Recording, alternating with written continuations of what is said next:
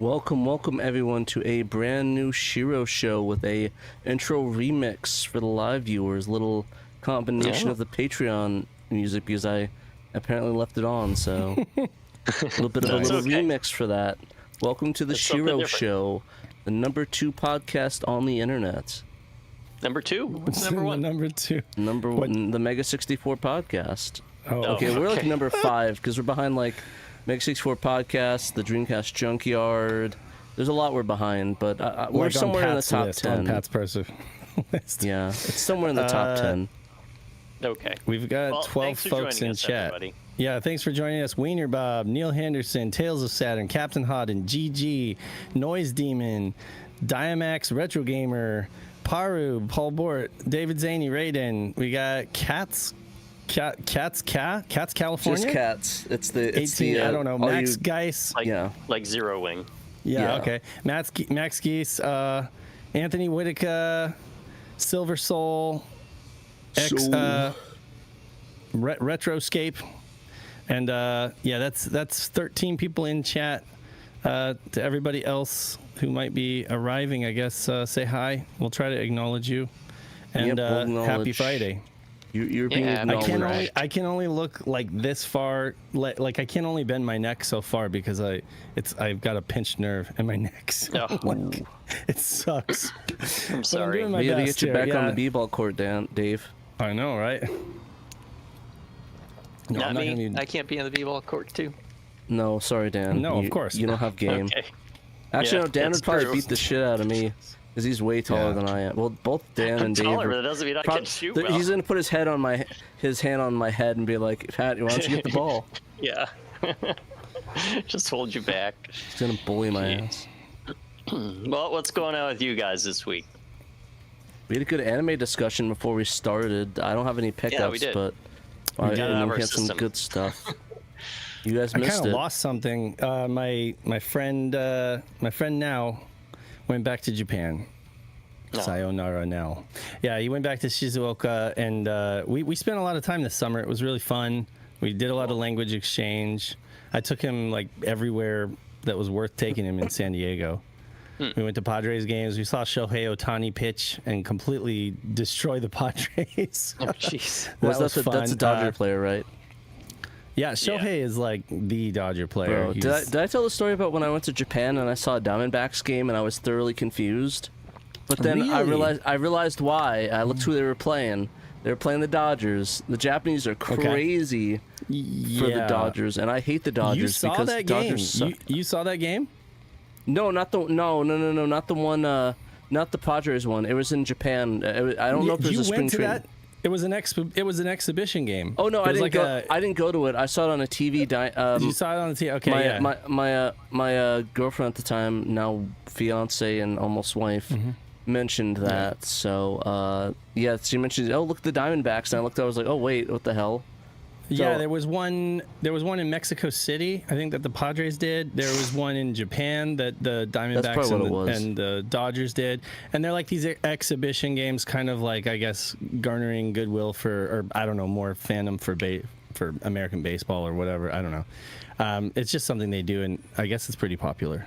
Yeah, they do the same thing with football in the UK. With American football in the UK. They did that like for basketball in Japan. They had, for the WNBA, for the beginning of the season, the Mercury played the Japanese team, and they had this lady sing the Japanese national anthem, and it was really beautiful. Holy crap, they have a beautiful national anthem. Yeah.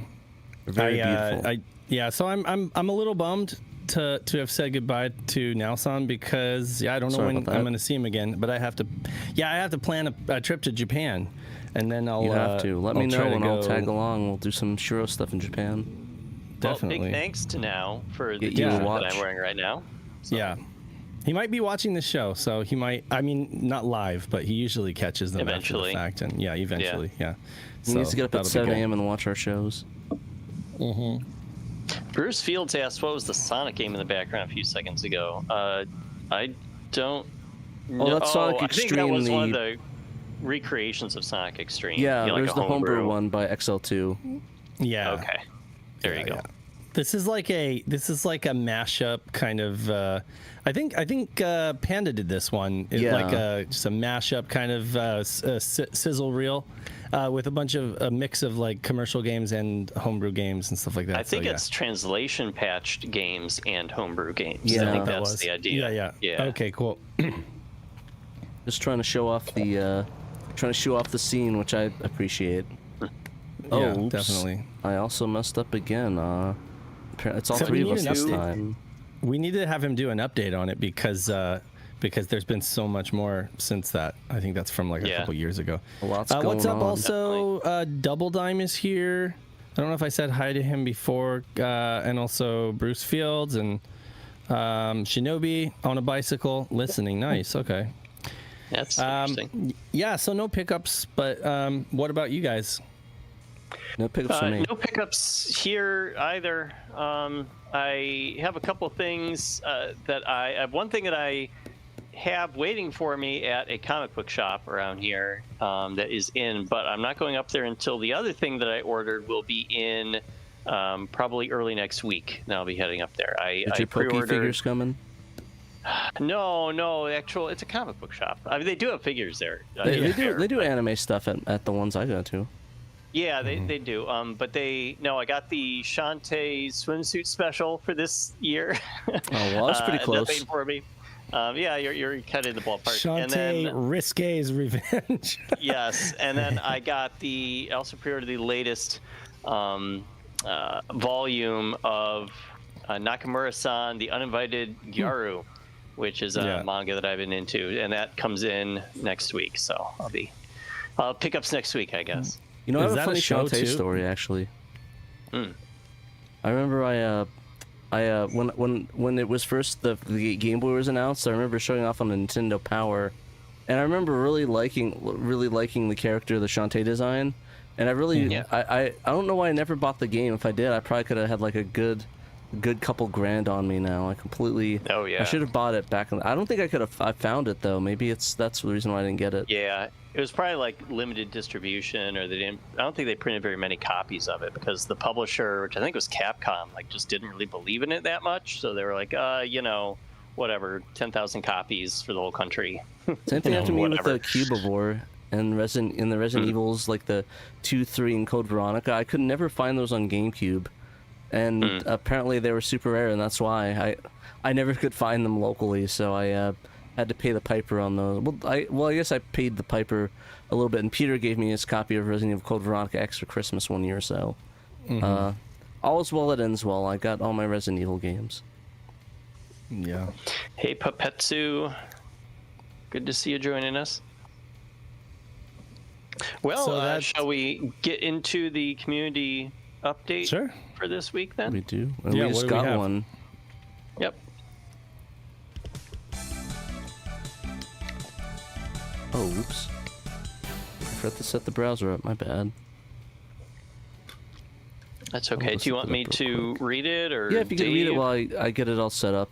I'm still setting up the browser, so if you want to do that. All right, I can. Great, thank you. Oh, I can do that. I can. So Double Dime has another update for us on the ongoing Daytona NetLink online tournament that just started up early a couple weeks ago.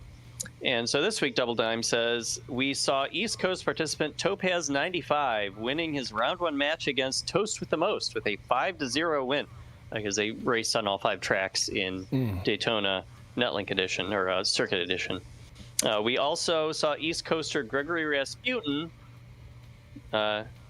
Is Gregory a East? Okay, East Coaster Gregory Rasputin with a 5-0 victory against his opponent QWERTY4 in this first match as well. I don't think he's an East Coaster. Pretty sure Gregory's on the West Coast. Anyway, round 1 deadline is this in Tuesday. California. Yeah, he is. Not the docks. So I'm sorry. Rev those engines and burn that rubber ASAP. If you are in this tournament, you need to get your matches scheduled probably for this weekend, if not early next week, so we don't have to move on without you. Slow Coin was even confused. He said Gregory's East. Like, oh no, wait, oops, West. Poor Slow Coin. It's all cool. Yeah, it's okay. We figured it out eventually. I was like, Yeah, he keeps asking me to go out to California, so I don't know. I don't know where. Is he just gonna ghost me when I get there or something? It's like, haha, I'm actually in Jersey. Yeah, you're like, yeah, come to California. I'll see you when you get here. He's actually in Connecticut. on that front, I can say I believe GG, who is in chat, is now got the equipment to get his Saturn online, so he'll be joining the league, the posted about NetBand that League. This week. Yeah, so the league. Sorry. So that's awesome. Yeah, so he's got. I may have to sit down with somebody for troubleshooting or whatever. Yeah, or I was gonna maybe say he'll GG. have. Yeah. If Gigi's in chat. Has anybody played an online game with you yet? Have we confirmed that you're all set up correctly? Because we need to have. He's setting up this weekend. Okay. Yeah. Very good. All right. Well, hopefully somebody will be able to play with you this weekend, and we can make sure you're all set up and you can have some online fun with your Saturn. That'll be great. Yeah. Glad you got into the game. Speaking of East Coast, apparently, I was listening to the CU podcast. Apparently, Ian Ferguson's going back to Buffalo, New York. Yeah. I did not know that. So. I did not know that either, but I haven't been listening. He's not going to be living near you anymore, Dave, unfortunately. Unfortunate. And Vonnie. Yeah, I assume she's going with him. They're both moving. No, she's staying there. I'm joking. No, she doesn't. No, dang. She's like, no. Sure. Before GG, I think the last one was the last one we had joined with the equipment was Jiggle 85. So I don't know if he's gotten on yet or not. I haven't seen him. Yeah. So I don't know. Maybe he's been busy, but he ordered the equipment.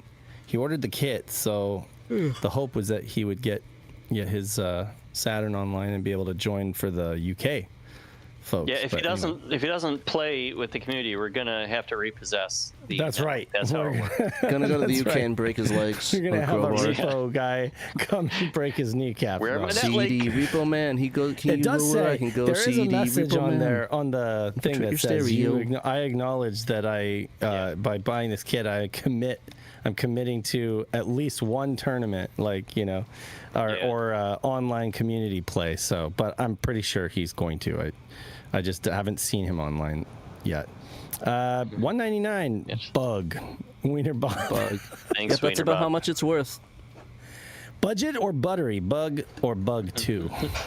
What do you mean?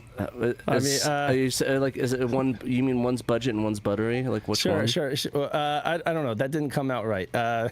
So I guess I'll just say which one's budget, which one's buttery? Bug. Yeah. How about that? Oh, that's buttery. Bug is pretty good for what it is. It really is. Yeah, I think I definitely think that if you appreciate it for how early they had access to the machine and how little they had in terms of developed tools, I think it actually is kind of cool what they came up with. And I love Bug too. Do Bug taste better with butter? Probably. Splat. I can confirm. I don't know. I can confirm. I've had some those Bug things like that. The things. It's better than Mr. Bones, that's for sure. I think we all agree. Kat said, do you have any modems set up left for sale? I think we have one. I do. I think we have one more. And somebody reached out to me for it, but then they didn't. And I sent them an invoice, but they didn't follow up. I don't think they paid the invoice yet. So maybe they just gave up on it. But yeah, you can still DM me through the Discord, which is linked in the description of this. I haven't done a modem hunt in a while. Like I just know. with the tariff stuff on Japan and stuff. It's just that I haven't really had a chance to check them out. Well, that's why I was saying community announcement or I don't know. Community just request and outreach. Right, community requests for folks to keep their eyes out for that kind of stuff. Because I think here's what we need to do. If we find a batch of fairly cheap, like new old stock X-band modems, we need to buy them and then have them shipped to Now's house, your friend Now. I know. And then he can hold on to them until one of you guys go to Japan and meet up with him and get it. Well, bring it back to America. Well, also, you know what? We ought Adam Korlick is always in Japan. It seems like he's in Japan all the time. There you go. And this schmuck right here, sitting across from me, is going to Japan again. So he could go over to Hard Off. I swear, there's got to be a bunch of those modems like sitting in a bin at Hard Off. You know or what? something like I'll that, do some know? hard. I'll do some hard. I'll look Hard on. I mean hard off. Or hard. Sorry. I'll look at hard off. Don't lie. I'll look at hard off and see if I can do some hard on research and see if I can find any modems. Or They're pretty compact. Or You can, both if of you them. get like a bunch, like a stack of them, you can fit them in your luggage. You just like stack them put on the hard on between your shirts. donuts. You know? They're flat. Yeah. You need to find like the hard offs in Hokkaido or something. Like go up to Sapporo and the small towns. They'll probably be It'll be like Can we? Let's take the Shinsanken. Is it okay if we stop on some rural ass town just to pick up some modems? Go to Iwate. Yeah, Hokkaido seems like a beautiful place based on the Hokkaido Gals anime. But Hokkaido, but Hokkaido. I'm gonna take a $200 Shinsanken trip to there. Well, Hokkaido's not connected like to contiguous to Japan, right? Like it's an island. But I don't know if you have to take a ferry. Sorry, correct. Or you have to fly. That's right. No, you do. You have to. Be nice. You can take a ferry, or I think you can fly there. But yeah. So I think I'll pay the scalp prices at Hard Off in Japan, in Tokyo, and the places that aren't requiring me to go on a boat. Yeah, all the good stuff is in these tiny like podunk towns, and that's not any different than America. Like a lot of the good stuff in Texas, you know, like in these rural towns in Texas. And Dave, it's like, yeah, just go to Michigan. I know you guys are in Florida, but take a stop off over in Michigan and try to find some games. I'm like, okay. Just an hour's drive. We have some friends in Michigan. I won't name names. Sorry to hear. But they're probably watching this. Sorry to hear. Anyway, okay, so yeah, if you guys are on eBay perusing, or you're on Yahoo Auctions Japan or whatever, and you see a stack of, or even a few, we will buy them and we'll try to flip them at cost. If they're like super overpriced, don't even worry about them. But if it's like a lot, you know, gonna be tied up in Rolexes. Yeah. Anyway, it's one of the things that we kind of want to do is buy those up and turn them into kits so that people can get them. Yeah. All right. What's next? Should we do news? Best of Saturn is Best of Saturn. Segment. Which one? From Peter. Yes. Ninpen Manmaru. Ninpen. Okay. It's like, which ones? The answer is yes. All of them. You want me to read this? Sure. Or do you guys? If you'd like. Okay. All right. Go sure. for it, homie. Peter doesn't have a recording for this one. I just want to make sure. No. Okay. All right. Yet. Try to do my best Peter voice. We'll force him to do it next time. Ninpen Manmaru. No, I can't do it. Ninpen Manmaru originated as a manga series that spawned an anime and eventually a Saturn exclusive 3D platformer developed by Tam and published by Enix in 1998. In the game, Master Nenga, leader of Ninpen's clan, sends Ninpen off to a solo quest to reach the Ninja Mansion for some hardcore training. Ninpen must cross 6 worlds consisting of 4 levels each of platforming action and challenge each area's boss. The game is colorful, fully 3D platforming romp with nice, catchy music accompanying it. But that's as nice as we're going to be. Unsuspecting players take control, in quotations, of Ninpen and guide him to a goal, also in quotations, platform at the end of each stage using timed jumps, avoiding enemies and obstacles, picking up happy coins along the way. Though Ninpen wears a sword, he cannot fight, which is okay, since the game's true enemy is the poorly implemented tank controls. Yeah. Funny. Coupled with a wildly varying difficulty curve and pretty insane level design, players must resist the urge to punch Ninpen in the face as they inevitably die over and over. Peter, please. Hey, listen, luckily, I played this on stream with Xenos, and he kept making fun of me, like saying, how do you do this? Stop falling, and you gotta be patient with the game. I'm like, bro, these controllers are ass, straight up ass. Luckily, thanks to 2 separate translation efforts decades apart, players will now better understand Ninpen's sad tale.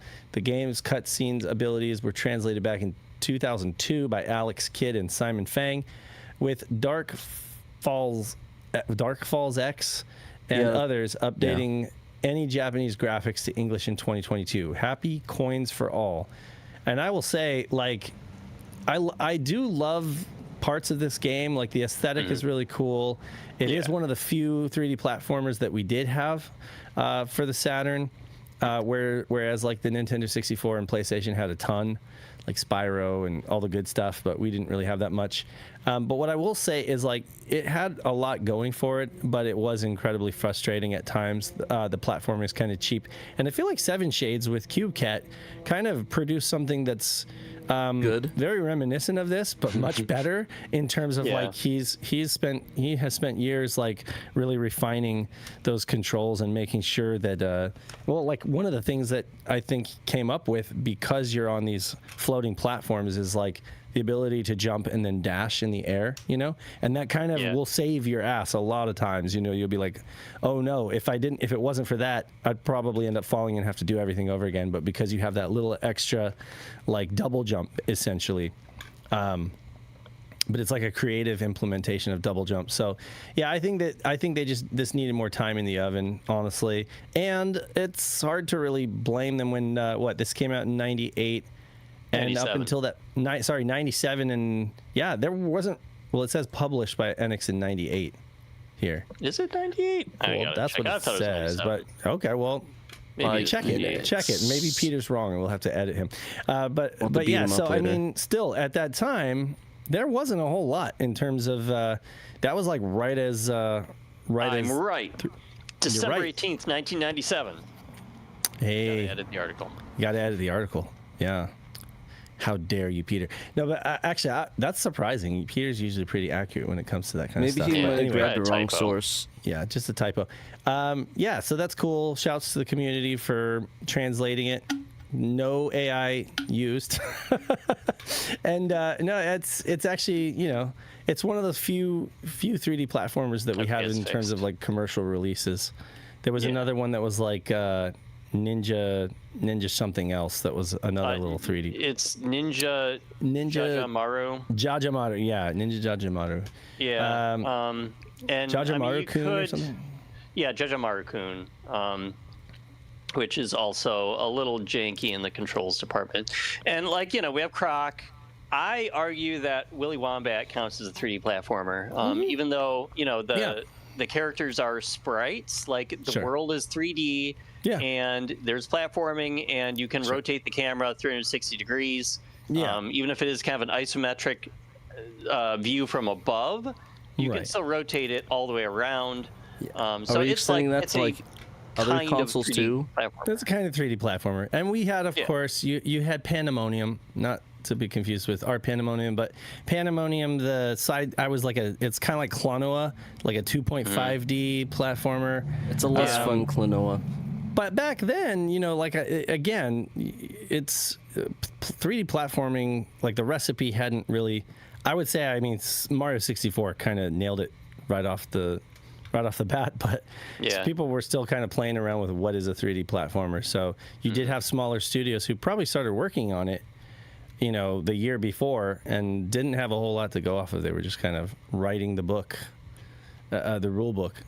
We have some comments. Pat, do you want to read the comments on the article? Yes, certainly. We always love reading comments, so glad people are reading. So we have two comments. We have from Aegis Nurtos. Saturn. Backwards. It's like Saturn Aegis. Oh my gosh, yeah. Saturn Sega Sage. Saturn, that's funny. It's Saturn Sage backwards. You mean Saturn Sega? Saturn Sega, yeah. Oh, no, Saturn you're right. Sega. It's Saturn Sega. Saturn Sage, but anyways, they mentioned I didn't care for the kitty tone, but I didn't think it controlled all that much worse than Saturn's Croc. Croc had a bit more depth due to item collecting in the secret levels. This game is kind of neat in that it's purely an obstacle course in the vein of Alpha Waves. It gets pretty tough near the end. For an early of a 3D platform as it is, the pure obstacles course idea makes it a bit interesting. And a counterpoint to the collectathons on the N64, the puzzle solving and the cinematic platformer style of Tomb Raider, and the on-rail style of Crash, Ninpen can fight enemies by throwing a block at them. Oh, that's true. Definitely Yeah, agree. he It definitely can. stood out a little bit differently. It kind of, honestly, it kind of felt a little bit like a better controlling Bubsy almost, 3D. Oh, sure. Though I do think the most unique one I really like is Jumping Flash. That one's a really On fun the one. PlayStation. And it's an early one too. So they solved the whole problem of platforming on these tiny little platforms by like jumping up and looking down and like descending on a platform, you know. That was I thought their that was solution. kind of ingenious. I think a lot of developers after this just were able to tighten the controls so that it was a little bit more like forgiving. Like the controls would just be a little bit more forgiving, and you'd be able to, I don't know, like it's hard to say, but like with the physics of the platforming, just like they would tighten up the controls in something like Sega Rally to just make the car respond so much better to your input. Yeah. Well, you can do stuff like give you a little more control in the air during a jump, and holding the button down to jump a little higher or farther, or giving you some coyote time where like you are not immediately falling the very second you step off of a platform. So stuff like that. All these tiny little things, variables that they can improve to kind of just make it a little bit easier to control, and those are things that developers kind of figured out along the way. Do you want to read Roscoe's, Dan? There's another comment. Yeah, sure. So Roscoe said, if you squint really hard, it looks vaguely like a homebrew attempt at a PandaMonium game, which we just brought up a minute ago. Yeah. Although it is fully 3D, though. You can rotate the camera and you're fully 3D. Whereas PandaMonium is just literally like, you're kind of going around a core, around like this like cylinder, just the same way Knights is. It's essentially still 2D platforming gameplay, right? You know, yeah. So. With a few exceptions, where I think there are a few kind of like on rails platforming sections or something in PandaMonium where the camera might flip to a kind of like a Crash Bandicoot kind of view for a second as you're going down a bridge, but then it puts you back on the course. And Knights does that same thing when you're on the toboggan or whatever, So that was just kind of a simple recipe that a lot of developers used for platforming when they didn't want to unlock it completely. And I think that's the thing, is that was their answer to like difficult controls when they give you like complete autonomy to go anywhere and look anywhere. It becomes harder. So by locking you onto that rail, it kind of makes it easier, but that's the trade-off.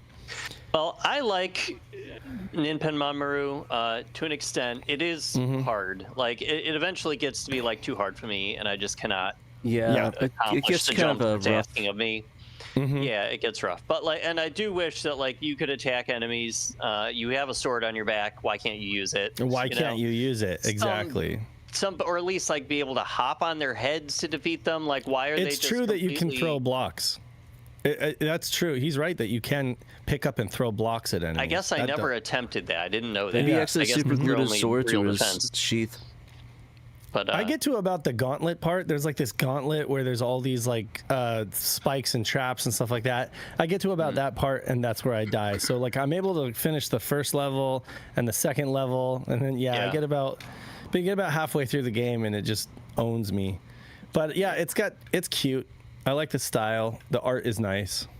Yeah, it's got nice little animated segments in between, which this is kind of based on an anime, so yeah, that's why it's good. There. Yeah, exactly.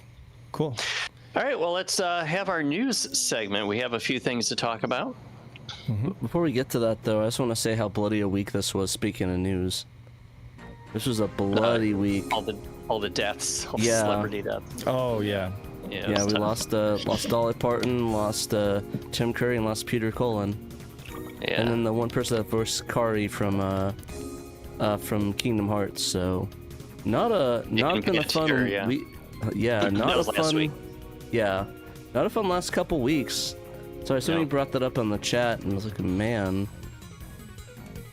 Wow. Well, R.I.P. those guys. Bunny says her friend went trick-or-treating with Dolly when he was a kid. That's an interesting story. Maybe they were like family friends or something. We should probably. It's worth reading some of these. We have a lot of comments chat before we go on the news. Tales of Saturn says, I like Ninpen. It takes a bit of getting used to, but it's a great platforming in my opinion. And he has developed a game too, so that Max Geese says CubeCat looks like a ton of fun. And CubeCat, like I say, if you like Ninpen, I think you'll really love CubeCat. I definitely feel like CubeCat channels Ninpen, but does it better. You know, it's like this is what you can do when you have more time. And a guy that's like really brilliant. Seven Shades is awesome.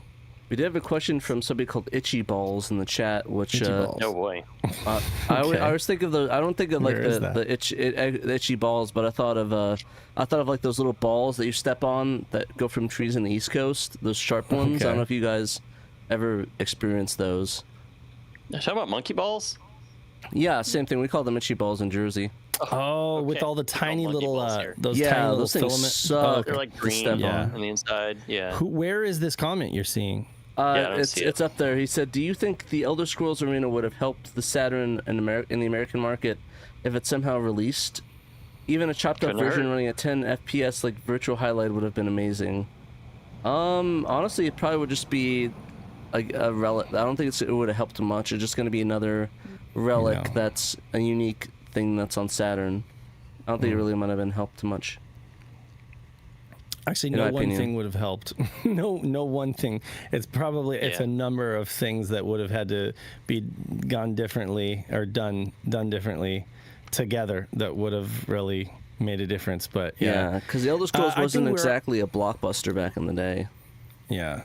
One thing I think we all agree on is that the Saturn itself is not the problem. The system itself is perfectly fine. It's not that's one thing that I think they got wrong, that like people like Kalinsky were like, oh, well, it just doesn't have good games or it can't do good graphics. And I think that's where we all agree that's not true. The Saturn itself as a machine is perfectly fine, but a bunch of circumstances surrounding it that are completely outside of its control as a machine. It's just like, those are the problems, you know? Yeah. I mean, maybe developers will say, okay, one thing about the Saturn that's a problem is the bus contention issues, like the fact that the memory bus is shared. But aside from that, as the homebrew community has shown, you can do amazing things with the Saturn if you just have a little more time and know-how. Energy. Yeah. Good morning to Joseph Bardetta from Sydney, Australia. That's cool. Thanks for tuning in from the other side of the planet. We get a lot of Australian fans. Yeah, what time is it in Australia? Oh. Probably sometime in the morning. If I had to guess, it's probably if I had to take a guess, probably like 7 to 10 a.m. I know they're close to Japan, so. Super Ray says biggest problem he sees is too small internal backup memory. I mean, which I guess is true. Like some of those games, like you almost had to buy a backup RAM cart because some of those games would just like the save files would just destroy that internal fans memory. Had to buy a memory card, period. It's they true. didn't have any internal. PS1 they did, so there you go. Well, N64 you could save it on the actual cartridges sometimes, but a lot of times they'd also make you save stuff to the control pack. So yeah, the control packs sucked ass.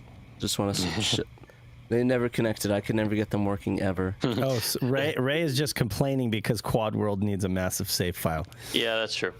Fair. Yeah. Well, you figure out compression. Can you work on like compression for those save files, or does it have to be uncompressed? I think he's trying. Even with it compressed, it's with the data compressed, it's a lot. Oh, it's only 8:30 though. That's crazy. That's cool. Oh, it's 8:30 a.m. Okay. Just be like the Silicon Valley show. Use middle out I'm just kidding. That's bullshit. I have no idea what I'm talking about. But just hack the data and then zoom in on the whatever. Yeah, something like that. Hack the planet. Right. Yeah. Speaking of, I'm a total nerd, but this YouTube channel that I follow called Hackers Curator.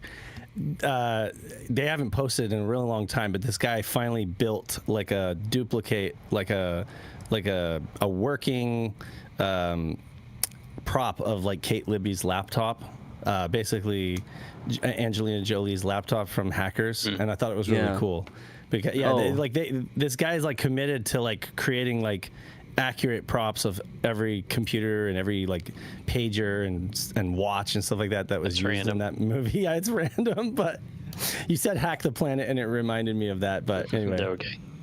Oh, I thought you were going to segue to Bo Bale's hacking on this Under the Microscope. Oh no, let's do that. But that's a good idea. Let's segment to. Let's let him hack the planet and all the Saturn games.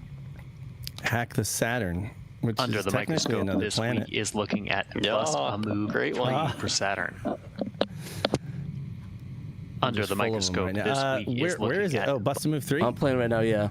All right, do Under it. the Microscope this week is looking at Bust a Move 3 for Saturn.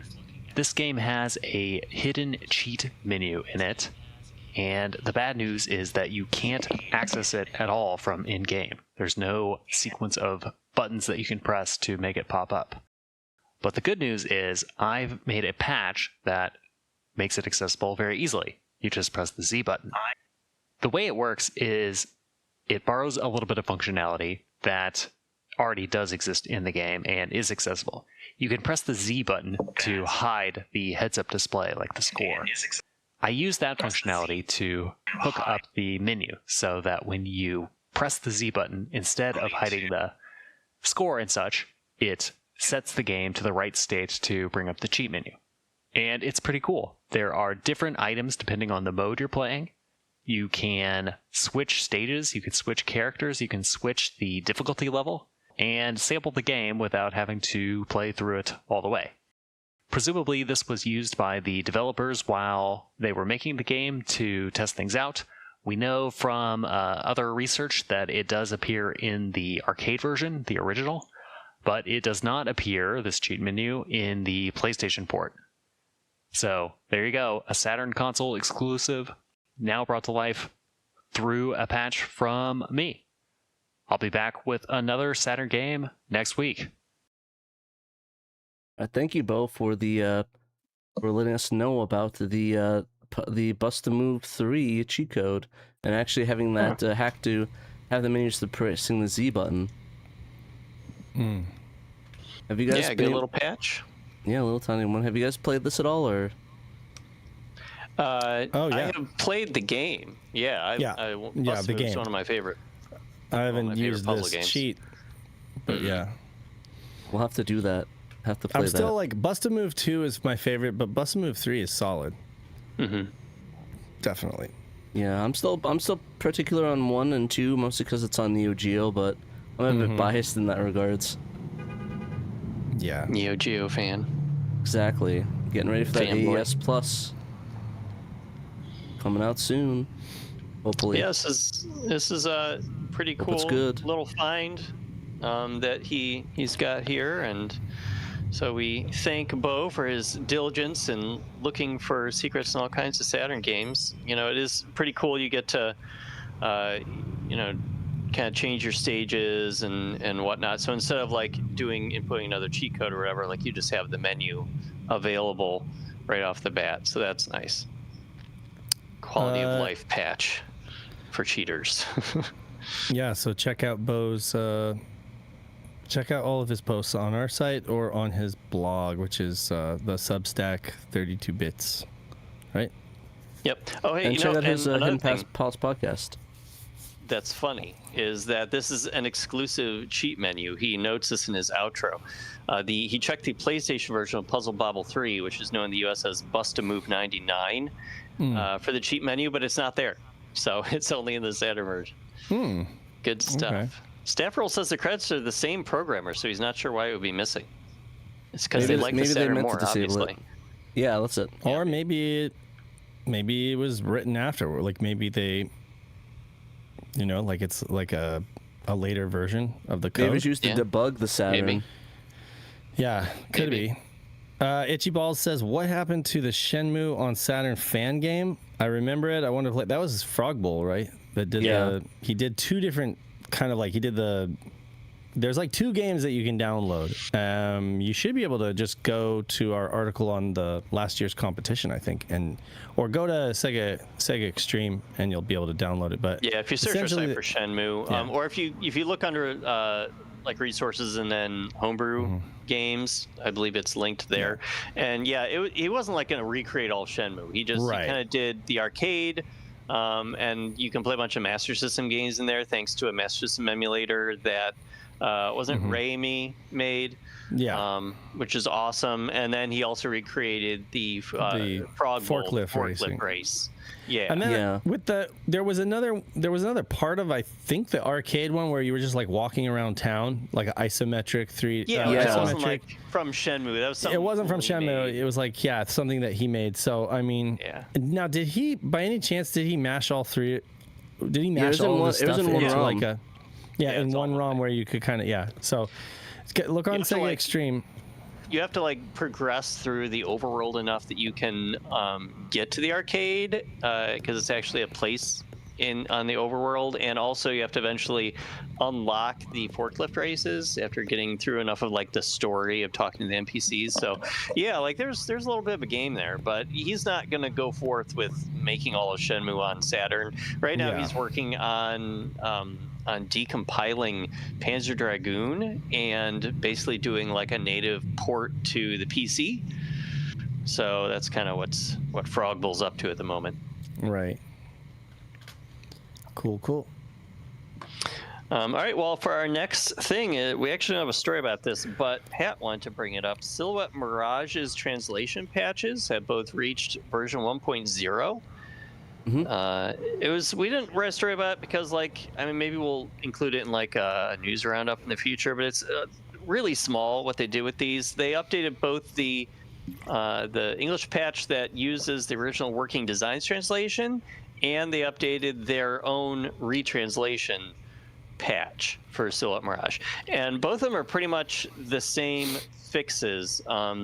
They translated a couple of things that were originally untranslated with the shop. When you talk to the shopkeeper, there was like a little bit of Japanese there.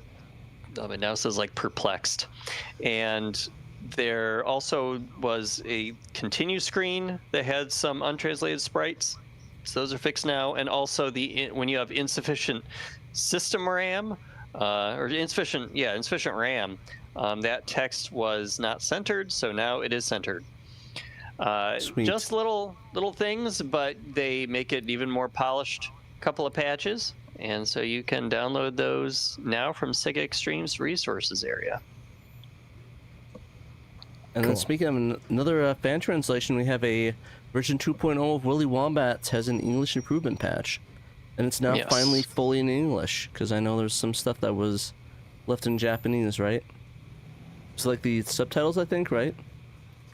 Yeah, well, give the story a read. Alrighty, so this morning, version 2.0 of Existence's Willy Wombat English improvement patch went live. The patch is marked more ambitious than its 1.0 predecessor, going well beyond the English menus, and Existence released a new true full English translation, so I think we can demark that the AI translation for it on the SHIRO site now, which is good. Yeah. I'll see if we can get that removed on that. Now it's in English, so we posted on our website a full 35-minute playthrough. I don't know why why it's unlisted. You just put that on our thing unlisted. Or listed. It's not. We need to unlist it.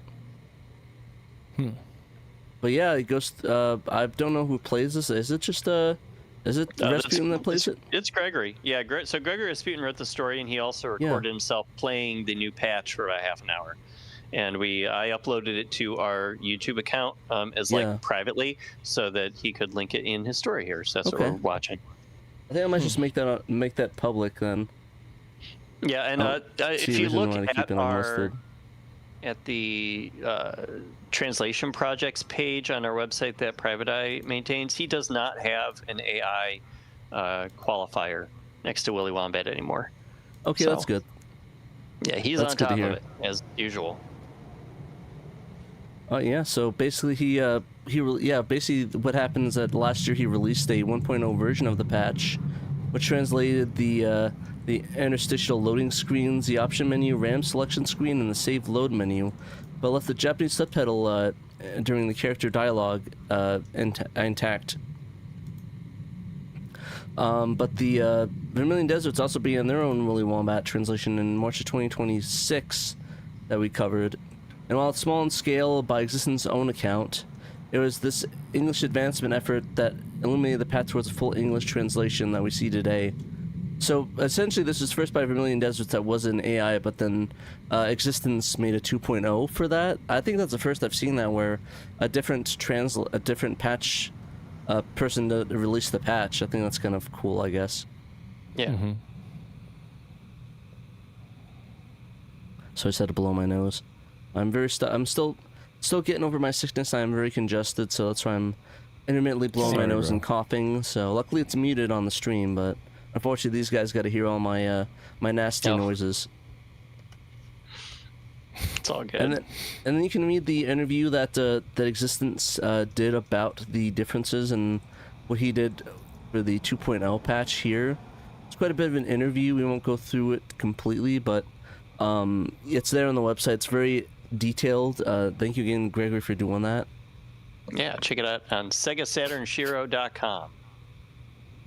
And then to apply the patch is pretty easy. All you have to do is pretty much just to use a Sega Saturn patcher to do it, or use X Delta as well. So got both best of both worlds, but I think the Sega Saturn patcher is a little bit easier in my opinion. Mm-hmm. Yeah, good to have options. Especially because some people have a hard time running the Sega Saturn patcher, but like X Delta, there's a website that will do it for you. Oh, I You just forgot about upload that. the file. That's a good point. Yeah, you don't have to worry about downloading stuff for that one. Yeah. Mm-hmm. And the actual like executable for the X Delta patcher, there are like multiple ones, but they're pretty standardized. I don't think they use like .NET 5 like the Sega Saturn patcher does. So, and I think some people had a false positive with the Sega Saturn patcher, so that worried some folks. You know, it's like, no, it's not a Trojan, not a virus. Yeah. But so. Anyway, it'd be cool if Night of Dragon could move it online, the Sega Saturn patcher, like the X Delta one. Mm-hmm. That'd be kind of a neat That would be cool project. But yeah, Sega Trekkies said X Delta just ties you to a very specific RIP, which is the issue with it, which I definitely could see. So you have to find, Willy Wombat Japan track1.bin, right, or a specific version of that. So you can't use any version of it. Yeah, the Sega Saturn patcher does not care which version, what specific RIP you have. It'll just figure out where stuff has to go, which is pretty cool. Mm-hmm. It cares not where the blood flows. So yeah, Willy Wombat is a good game. It's a fun game, and I am glad to see it get the love and attention that it deserves after all these years. We finally have it with a proper full English translation. That's awesome. Enjoy the wombats of the Willy.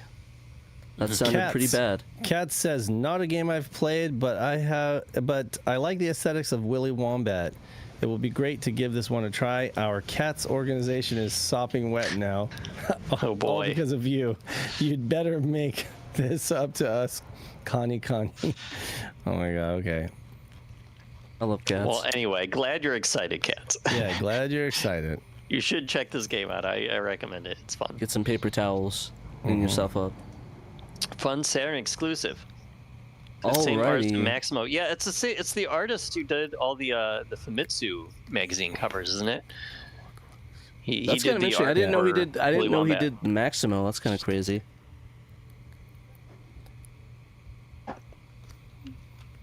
It's neat. Oh yeah, that's the same artist as Maximo. Well, it looked like it. I don't know if that's true or not. Oh, okay. Yeah, it kind of. I know that. I just know that the artist for Willy Wombat is the one who does all the Famitsu covers, or did. Oh, okay. Back in the day. Yeah, I don't know anything about Maximo, honestly. Mm. Good game though. Let's see here.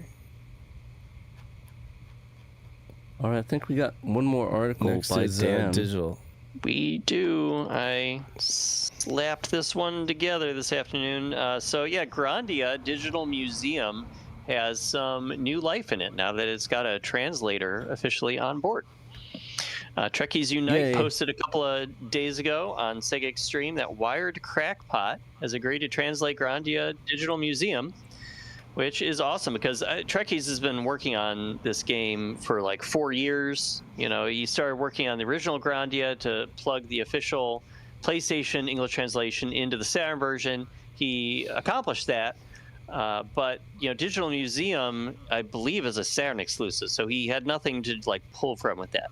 So he spent his time kind of like making tools and figuring out how to hack the game, and I believe he moved some stuff over from the English translation that he could because it kind of reuses some assets, but there's a lot of unique stuff. This disc has a gallery of production artwork, has a radio drama that's like a news stories that wasn't in the original game, has a bestiary, and then it has save files that let you replay the most memorable moments from the original game. What? Yeah, Trekkies can said he wanted to hop in and talk about that. Feel free to hop in and I believe he is here. I just wanted to give everybody kind of an overview of what's going on before Trekkies tells us a little more about this. But yeah, so this Wired Crackpot agreed to help out. Wired Crackpot has translated a lot of Saturn games in recent years, like Silhouette Mirage and Death Crimson 2, Jung Rhythm, Mobile Suit Gundam, Tama, and Hisatsu, which was just translated last month.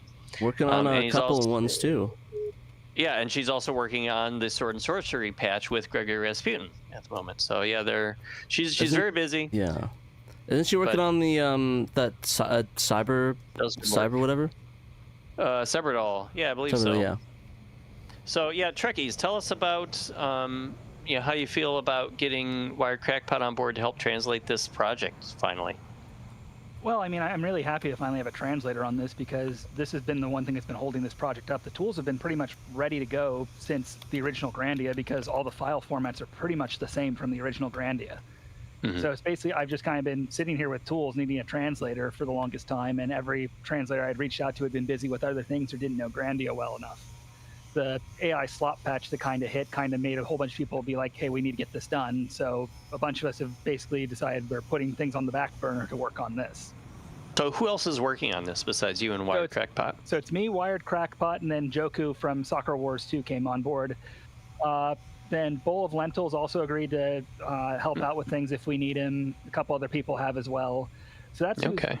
Helping out at the moment. And Joku is doing the art. He did the translated title screen that we see in the article here, right? Yes, he's also done quite a few of the mini games. I just haven't got those injected yet. Okay. Nice. So, yeah, so basically that's what's kind of where we're at right now. I'd say at this point, I think all of the story script is translated at this point in a first draft sense, and I have that injected into the game, and it appears to be stable. So as I get more of the like digital museum special content, like the bestiary, the portrait viewer, all that stuff inserted, I'm probably going to reach out to some people in the Grandia Discord, just because that's where there's a bunch of people who they know the lore well, they know the characters well, how they're supposed to speak and everything. Reach out to a couple of them for like just be like, hey, do you guys want to play through this and then see the stuff when it's in context and point out, hey, this isn't right, hey, they should be speaking like this or things like that. So that's probably where the next step is going to be. But yeah, that's pretty much where it's at the moment. The real technical hurdle at this point is trying to figure out how the heck to deal with the audio dramas. The AI patch kind of came up with a solution, but it's really janky and I don't like it. And looking at it, I question if it even works on real hardware, because it's basically doing a whole bunch of weird jank where it's modifying the IP bin area and it's timing things based on what the CD-ROM block is reporting. And like, there has to be a better way to do that. Now, I didn't bring up the AI translated effort that started up we do that in quotations. A month ago. Yeah, effort, quote unquote. Would you like to talk about that a little bit, Trekkies? So basically, that project took my repos and just threw it at Claude and said translate. And it's very obvious. Because you put some tools for translating Grandia Digital Museum on GitHub. Well, it's basically, it was the tools for the original Grandia is what they took and just threw that at Claude. The only thing I didn't have up yet was my script editor, because I was still tweaking issues with it as I was going through the script, and I didn't feel comfortable putting it up because I figured as we start translating Digital Museum, there would probably be issues you'd run into that would need to be fixed. So I didn't want to put it up until it's like, this is actually in a state where it works reliably. So that was the only thing they didn't have, and they threw basically what I had at Claude and told it to translate. And like, if you look at that repo, it's a hot mess. So like, I've already seen people like, oh, this is a good thing because it made all these tools available. Those tools are worthless to anyone but that person's instance of Claude. So when you look at like the tools that it wrote for decompressing, because Grandia uses like 3 or 4 different compression algorithms for its graphics, for like the title screen graphics and various different parts of the battle HUD and that. A few of them we had reverse engineered for the first Grandia, and there were two additional ones in Digital Museum that I hadn't encountered yet. But when I was looking at this person's repo, their way of having it reverse engineer them was it literally is taking a memory dump from like Mednafen, throwing that at its own custom SH2 emulator. So basically, in order to decompress these graphics and recompress them, you need to have that person's very specific memory dump and run it through an emulator. And it's like, why the hell did you do this? You have the source code there, reverse engineer the algorithm and port it in C or Java or something like that. It's completely nonsensical looking at it. Yeah, so no, it's like, unless you have that memory dump, those tools are worthless.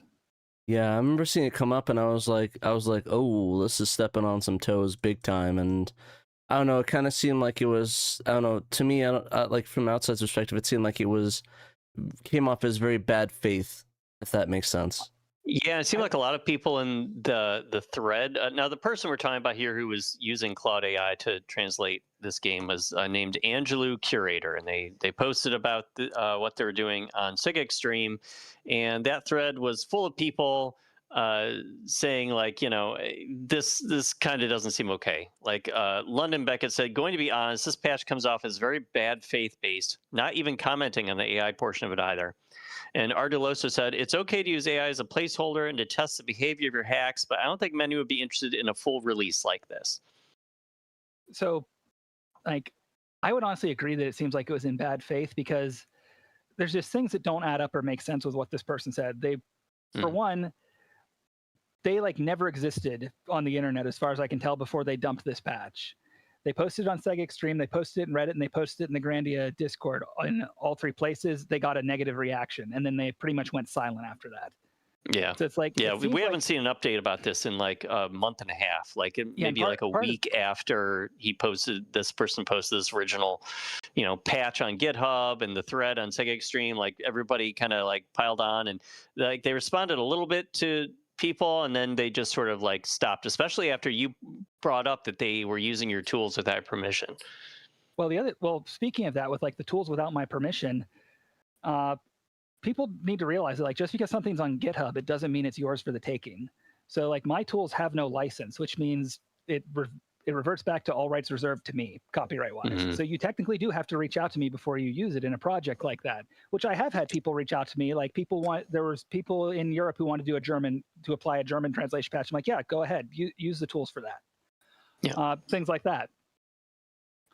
But this was like, they're literally just, if you look at their pipeline, they're literally just doing a git clone, and Claude is actually saying, oh, this code is unlicensed. I'm not allowed to use it without permission, and it's convinced itself that it can get around it by doing a git clone on my repo to a folder it called like special tools or something like that. And it's like, no, that doesn't get around the issue. That's just being stupid. I think that's funny that they had to tell the machine not to do that. He could have just git cloned it like a normal person and then just had it run off of that. Well, that's why it's still doing a git clone. It's just doing a git clone into a special folder it named it. So it's like the Claude is like recognizing this is wrong, but he is convinced it to do it anyways. And that's not surprising. It sounds like AI to me. The updates on it stopped immediately when I made my repo private. So I think that also speaks volumes. It's like he clearly can't work without my tools. So it's completely like, I noticed like the updates have completely stopped when I did that. So it seems to me like this was just like someone trying to get attention. And like I've seen comments on other places like Retro Game Talk and that, people saying like, oh, this is a good thing because it gives Trekkies a kick in the butt to get this work. It's like, kick in the butt was never the problem. It was we needed a translator. And it's like, yeah, I have a translator now, but as I mentioned in the thread, my time, Wired Crackbot's time, our free time is limited. We only have time to focus on certain projects. Seriously. So like, what I had been doing at this time was, when I first started looking into Digital Museum, I needed a translator. And then as I had like gotten the tools to about as far as I could get, that was around when Megaflan had said, oh, I figured out how to get the English text into Soul Hackers, but I don't really care about the Saturn version, so I'm not going to do it. So I'm like, okay, I'll do it. So that's when I started working on Soul Hackers. Then around that time is when we had gotten approached by someone wanting to do an AI translation of, or a machine translation of Soccer Wars 2. And the Soccer Wars 2 team was all like, hell no, we're not doing that. So we all did all hands on deck and focused on Soccer Wars 2. So that was about, what, a 2 to 3 year project, Soccer Wars 2. We were working on that. When that finished, I'm like, okay, reached out, still couldn't get a translator for Digital Museum. So I'm like, okay, I'm going to focus on Soul Hackers again. Started to make progress on Soul Hackers, and that's when this AI slot patch kind of hit. So it's like now, I'm basically, whether I like it or not, I'm in a race against a possible AI slot patch. Right. So it's like, because the sad reality is the first patch that gets released is the one that gets played the most.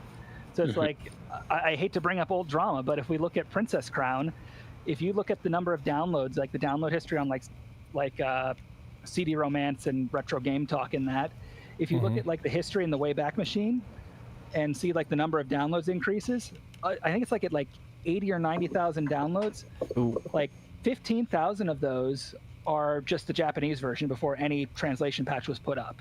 Then about another 40,000 of those is that very initial release where like it didn't even have proper kerning and like it crashed after like what, the first book or whatever. So it's like that's the one most people have downloaded. That's what's that's what everyone's burning the discs and selling on Etsy. That's what everyone's selling on Etsy. Like, Logbox. So it's like, eventually it got updated, but it's like when you look at like when it finally got to like the version like 1.0, the amount of people that downloaded it was like maybe like 2,000. Yeah. So of those 80,000 like downloads, only like 2,000 are the final version. So it's like if someone those are the real ones, right? So it's like you're in a race against an AI slot patch. It's like if that patch gets out first, whether you like it or not, that's the one most people are going to download and play. And it's like, and then like as we saw what happened with Sam I Am, and that's like eventually at that point, then it really becomes demotivating because you start asking yourself, why am I continuing to waste my time on this when there's other things I could be doing? Yeah, not many people will play what I do. And, you know, this is a good argument for teams to just, like, hold off on releasing their project until it's totally finished, like you did with Sakura Wars 1 and 2. Like, you know, I did with my team on Bulk Slash and Stellar Assault SS, because then you don't have incomplete versions floating around the internet, and you don't have incomplete versions being played more than the complete versions. Right. Yeah. That statement about kicking Trekkies in the pants just reeks of entitlement. Like, I swear, people. Like, Trekkies is not sitting on his hands. He's, like, busy working on shit, and, like, people just can't get their stuff quick enough. Well, it was like, when we announced Soccer Wars 2, like, literally a month after, I saw people on Twitter saying, we haven't heard any updates. This project's dead. It's like, what the hell are you smoking? Yeah. How long do you think it's going to take? Yeah, I mean that's social media really, for you. Yeah, it's probably the same person that complained Dan wasn't hard enough on the AI translation. Mentioned the article. But guys, all these entitled gamers paid money for these patches and stuff, right? So they're entitled to complain about it, right?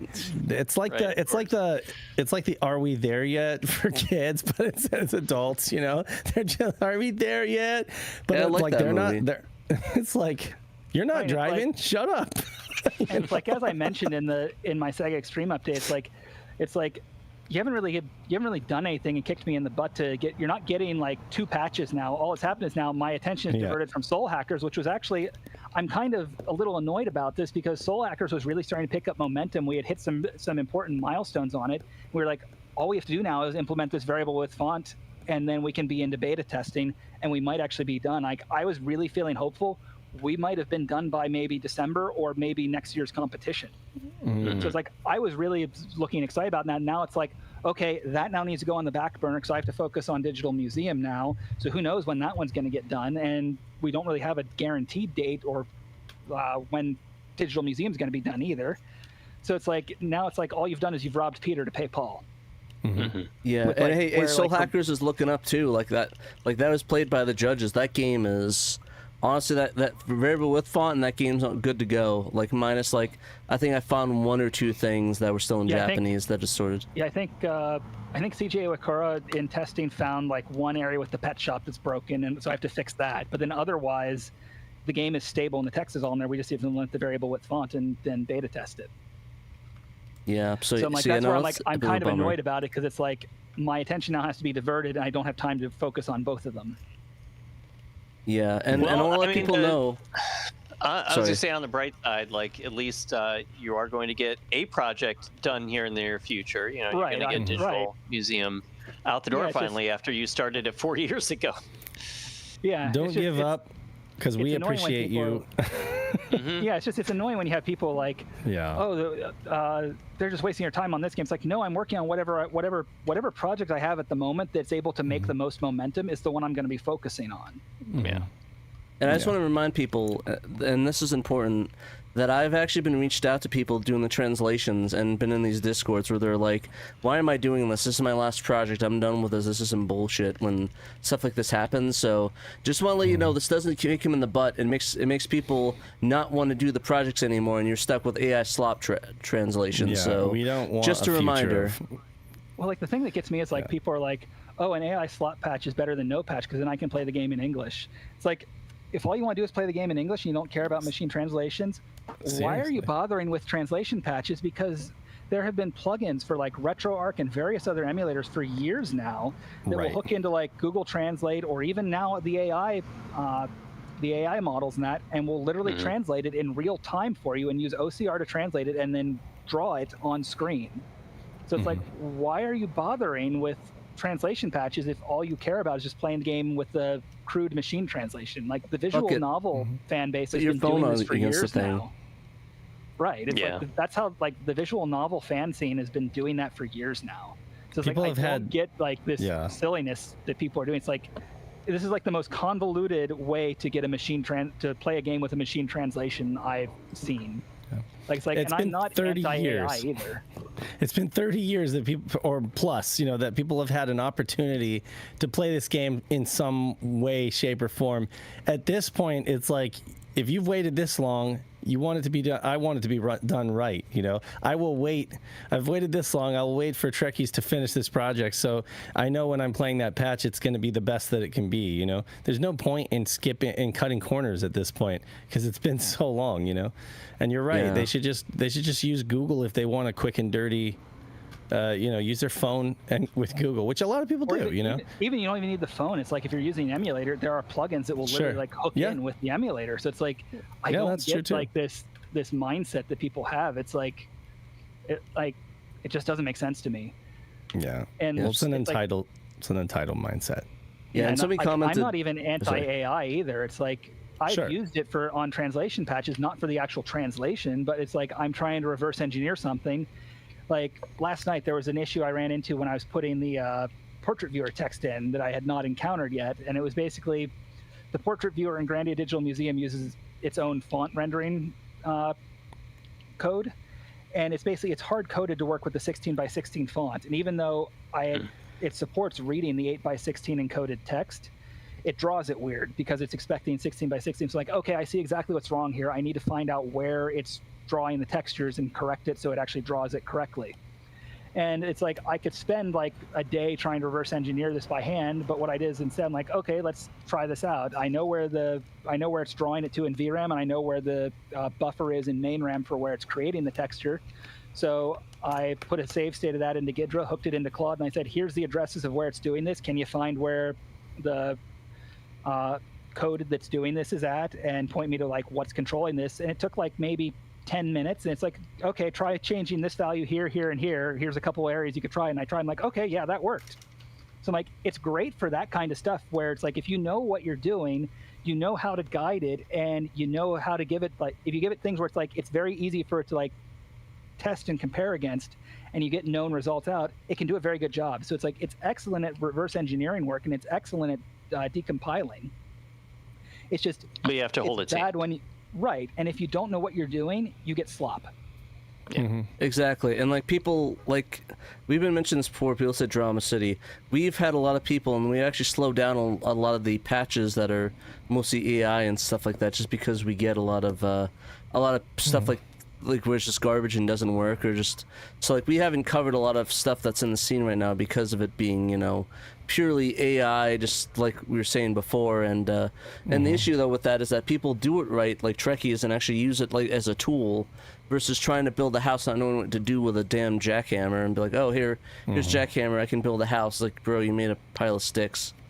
And it's like we just keep getting this, and we have to tell people like that we're not trying to promote like the AI slop fest. It's just like, you know, we have to like, you know, stagger it, and every time we do, we get like, even in normal articles where it's like the AI has been used like pretty thoroughly, we get people confused, or even if we don't hate it enough, we get people messaging us about it, mostly on Blue Sky, of course. But like, I guess that's one of the reasons why, is that we want to focus on people doing it the right way. So just want to let people know that it is Drama City, but like, this is what we deal with every day, almost every day with SHIRO, with that stuff. Like the best analogy I can come up with for it is, it's like the difference between like just using AI, someone who knows what they're doing using AI as a tool, versus like people just making AI slop. The AI slop would be the equivalent of like, give a child a hammer and a couple 2x and like some random pieces of wood and some nails, and see what they just randomly like nail crap together. And it's like, yeah, they might produce like some weird stool that might hold your weight for 5 seconds, versus like an actual carpenter in a wood shop making a chair using those same tools and more can actually make a really nice chair. That's the difference I can think of between it. It's like both are tools. The problem's not the tool. The problem is the person using the tool. Well, you're getting a lot of love in chat. Char Asnable says, I am super thankful for people who take their time to translate. I'm on Disc 2 of Grandia, and I always forget this is a translation. Startup Sound said, so many things brewing right now for all Sega platforms. It's not difficult just to keep up with everything. Let's see. And Captain Hawden said, thanks, Trekkies. The mainline Grandia hacking work was so well done.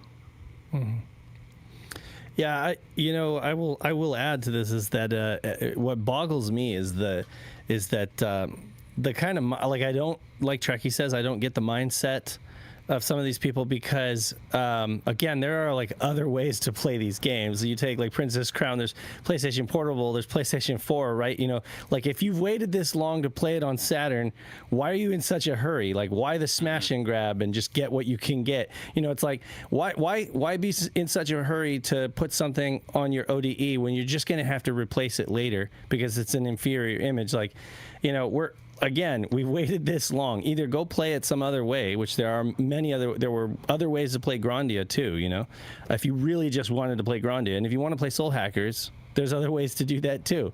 But if you want to play it on Saturn, wait for it, the payoff, you know, wait for it to be done right with care. That's all. I mean, because what's the point, honestly, when you can play it other ways? You know, I don't really get why people are in such a rush. After 30 years. With the first Grandia, when I did an open beta for that, looking back on it, I probably wouldn't do that again, because the issue that happened with it was I had about each beta patch I put out had at least like 500 to 1,000 people downloading it.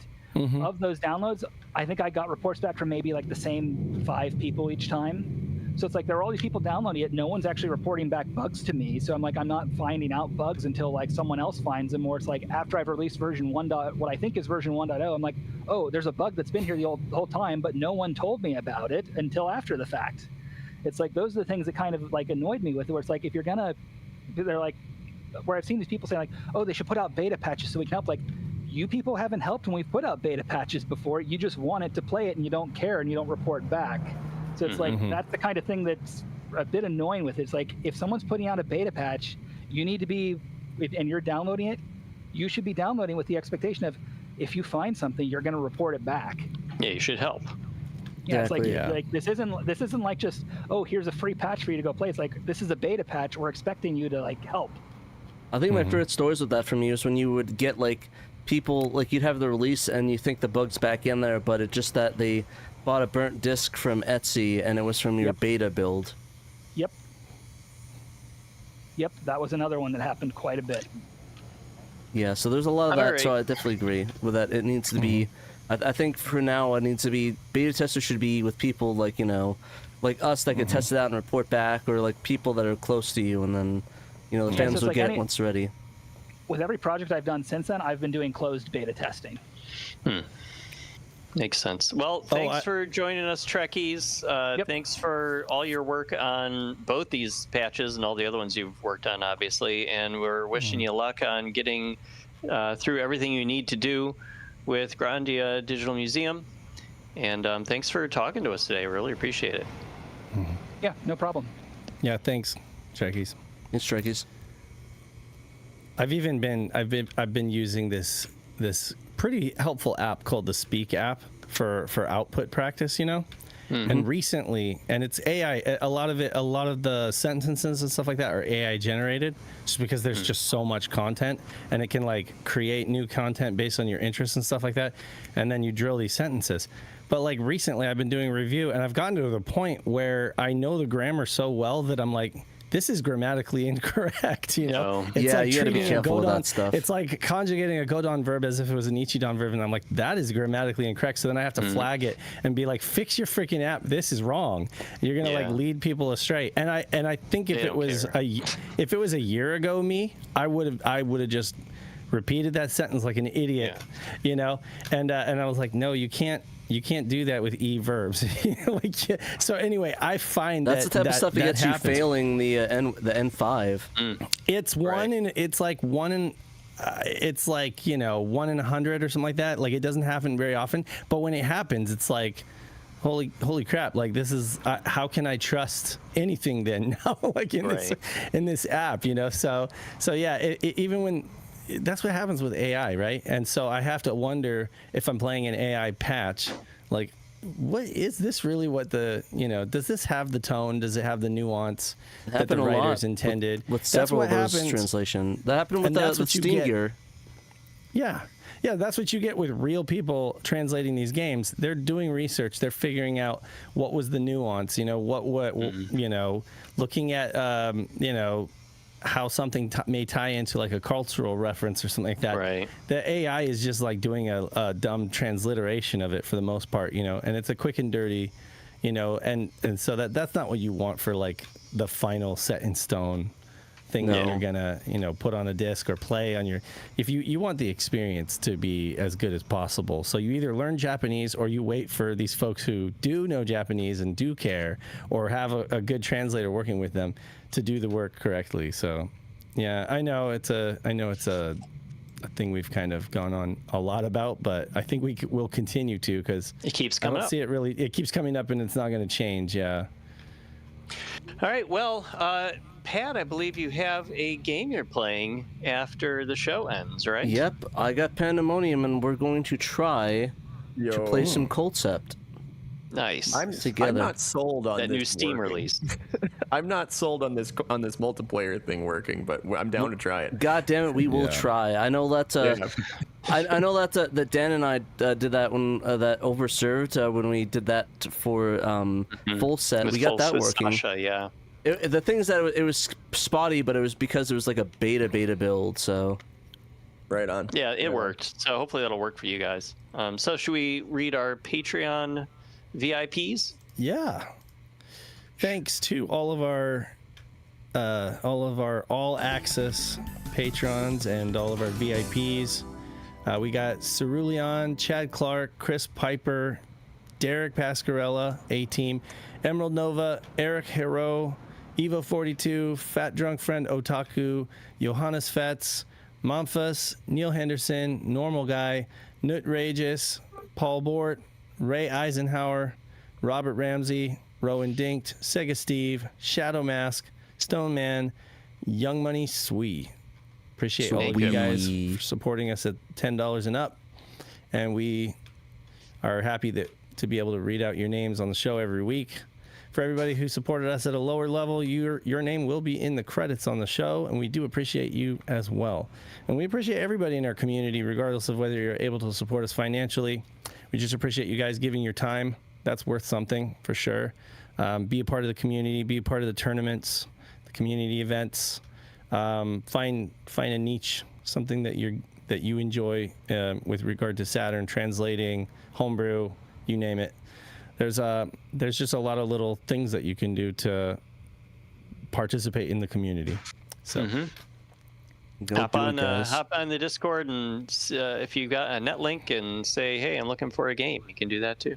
Or on the forums and talk to Dan and watch his little soapboxes he does. Yeah. And to the 40 people, remember, if you'd like us to read out your comment on the articles. Dan, Dan writes these articles. Pat, Gregory, Rasputin, Peter, Double and Dime. I think they all are happy Panda when folks leave comments, because that means you're reading what they're writing and you have an opinion about it. And so if you'd like a little bit of a spotlight, we're more than happy to give it to you, as long as as long as it's appropriate for the show. Just let us know what you think. You don't have to like a game, but just be nice, play nice, and give us your opinion on these articles, and we'll go ahead and read them when we go through the article on the show. So that'll be a good way to have your thoughts, to put your thoughts out there. Well, thank you everyone for watching, and everybody listening on podcasts. In a couple of days from now, we really appreciate it. We're glad you came by and hung out with us for a little bit, enjoying Saturn. And if you're watching the live stream, stick around, because like I said, Pat and Panda are going to be playing Culdcept, so that should be fun. We'll see what we could do. We'll try to. We'll see what happens. We might have Panda. I'll try to get me through the game. I'm not too familiar with it, so I just download. So we shall see. All right, Pat's gonna roll credits. Everybody stay shouting at Pat. So either one's going to be a fun time indeed. Oh yeah. All right, well, thank you guys for watching. Remember, you must play Sega Saturn. Don't go anywhere. Okay.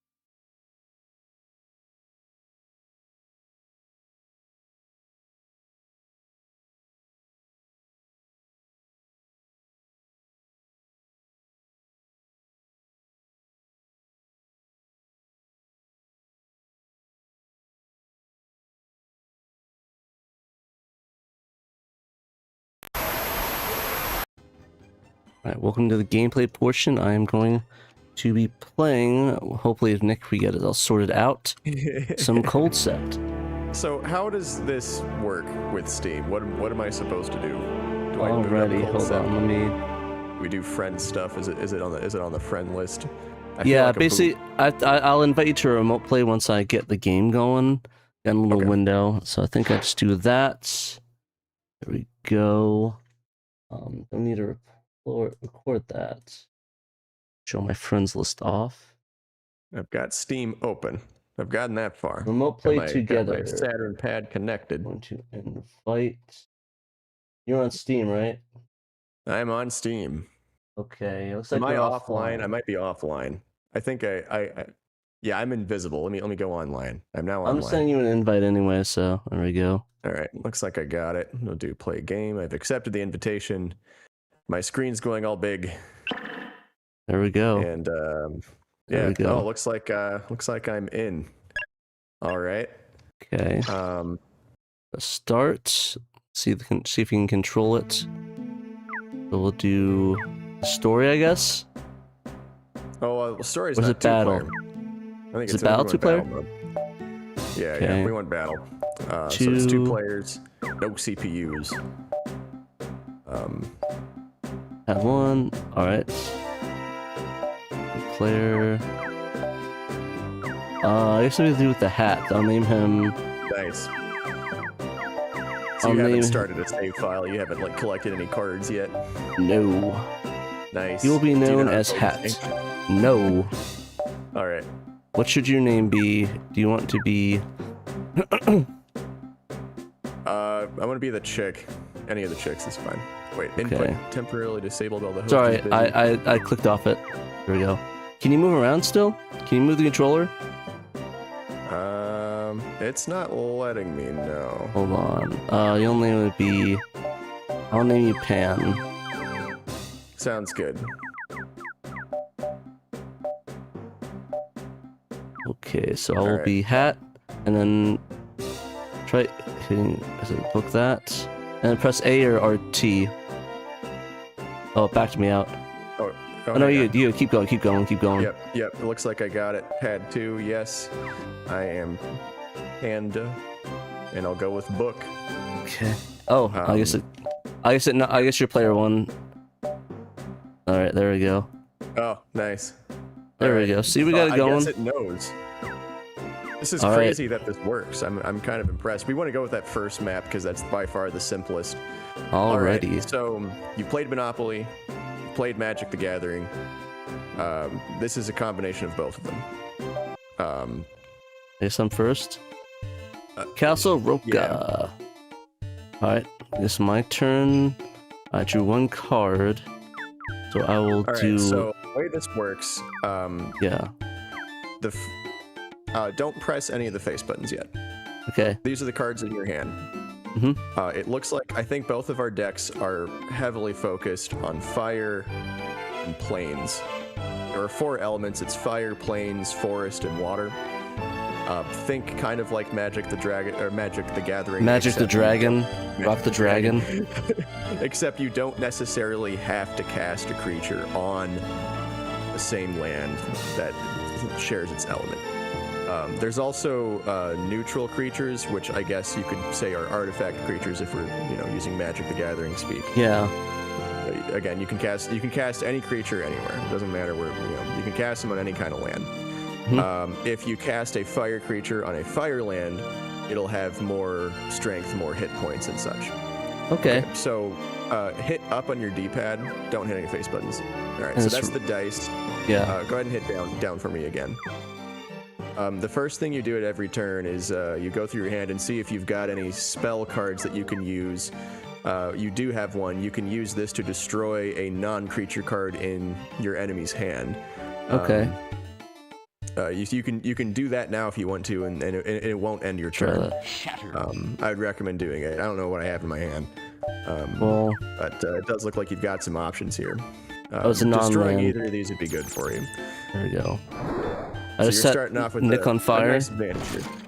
There you go. My girl's pissed. She's so mad. She's shaking with anger. All right, and I'm guessing the other thing I could do is roll a dice, right? Yeah. So I would roll the dice. Go ahead and go for it. And 4. Doesn't necessarily matter which direction you go into. Try that one. Landowner. And at the end of your turn, you can cast a creature. So before you do any of this, look at the top right corner of your screen. You've got 2 values for gold or mana or however you want to. The top number, that 380 at the top, that's the amount of gold that you have. The bottom number is the amount of mana you have. We both start with the same amount of mana. Okay. This is where the Monopoly shit comes into play. When you cast a creature and have a creature on the board, the amount of mana you have in total increases. So go ahead, and I would recommend, since you're on Fire Land, go with either Gas Cloud or Dragonfly. Gas Cloud is probably the better one between the two. Let's do Dragonfly. Sounds good. Your go. So we'll take a look at what I have. I'm going to show you the map real quick. Okay. You press the, I think it's the R shoulder button that lets you go to this menu here. You can get gold and mana a few ways. The main way of obtaining mana is to have creatures on the board. You also get gold and mana by completing a lap. to complete a lap, you have to go through the checkpoints, all the checkpoints, all the map. And after getting all the checkpoints on the map, you go back to this starting castle again. Since this map is very simple, it's a loop. You don't have to pick directions and stuff. It's just you go on a loop. That's it. If you land, and we'll get to this later. This will be a learn as you go sort of deal. If you dang it, I rolled a 1. If you land on an enemy's creature, you have to battle it. Or if you don't have the correct amount of types of cards to battle it, you would then be better off skipping the battle, and you have to pay the toll to your opponent. You have to give them the troll toll and give them You pay the troll toll if you want to win Culdcept. You basically lose mana and give them mana if you can't battle their card. Same thing happens if you lose the battle against their creature that you have casted on here. So it looks like my deck has mainly water and forest dudes. So I'm gonna go ahead and cast this creature. Let's put a wall of ice in there. Points. If you get like a creature like this, where it's like something that doesn't have strength but has heavy hit points, this is a better card to use to summon a creature on empty land as opposed to using it in battle to fight someone else's land. I see, and it's just a square map. You just go in a circle, pretty much, right? The standard map is The win condition, the one and only win condition, is to have more than 6,000 mana in total by the time you reach the main castle. You basically be the first person to get 6,000 mana and be at the main castle again. I see. That is the win condition. A lot of this is going to make more sense as we go on. It's kind of confusing at first, but I promise you this game is very, very fun. And I'm getting it. I'm getting it down. Yeah. It's helpful that you're not relying on the in-game tutorial for instructions, because they're not good as obvious as they should be in this here first Culdcept. You're very nice in not calling it bad. I would have said horrendously bad. Oh, you get 2 dice. Look at you. Hell yeah, I got a little spell that gives me 2 of them. Although I probably should save my water creature for the water land. Now I'm stuck not doing that. That's okay. So you probably noticed this already. Casting creatures and using cards does cost you gold. It cost me 75 of my gold, for example, to summon this. So you got to be mindful of that. You're not spending mana though, which is that lower number on the top screen, if you know what I'm saying. So right now you've got 330 gold and 430 mana. Just where I want to be. 330 gold to continue to cast creatures and use cards. But again, when you complete a lap, you get more gold. So that's kind of how you balance that. Definitely, I would highly recommend casting a creature on this land. Yeah, I did the giant spider. Right. Is giant spider? That's I can't. Oh no, it's an artifact creature, right? Yeah, but you can cast it here. It's fine. Okay, yeah, it just won't be any. Yeah, I'll do that. Right. The decks have equipment cards that you use when you fight other people's creatures. Those are very useful, and I would recommend using them liberally. Just gonna check and see. I don't want to land on your creature yet, because I don't have any creature cards right now. So if I use my card that gives me a roll of 6, then I'll land on your spider and have to pay you money, and I don't want to do that, so I'm not gonna use it. Or you could fight him. You try your best to beat his ass. If I don't have a creature card, I can't.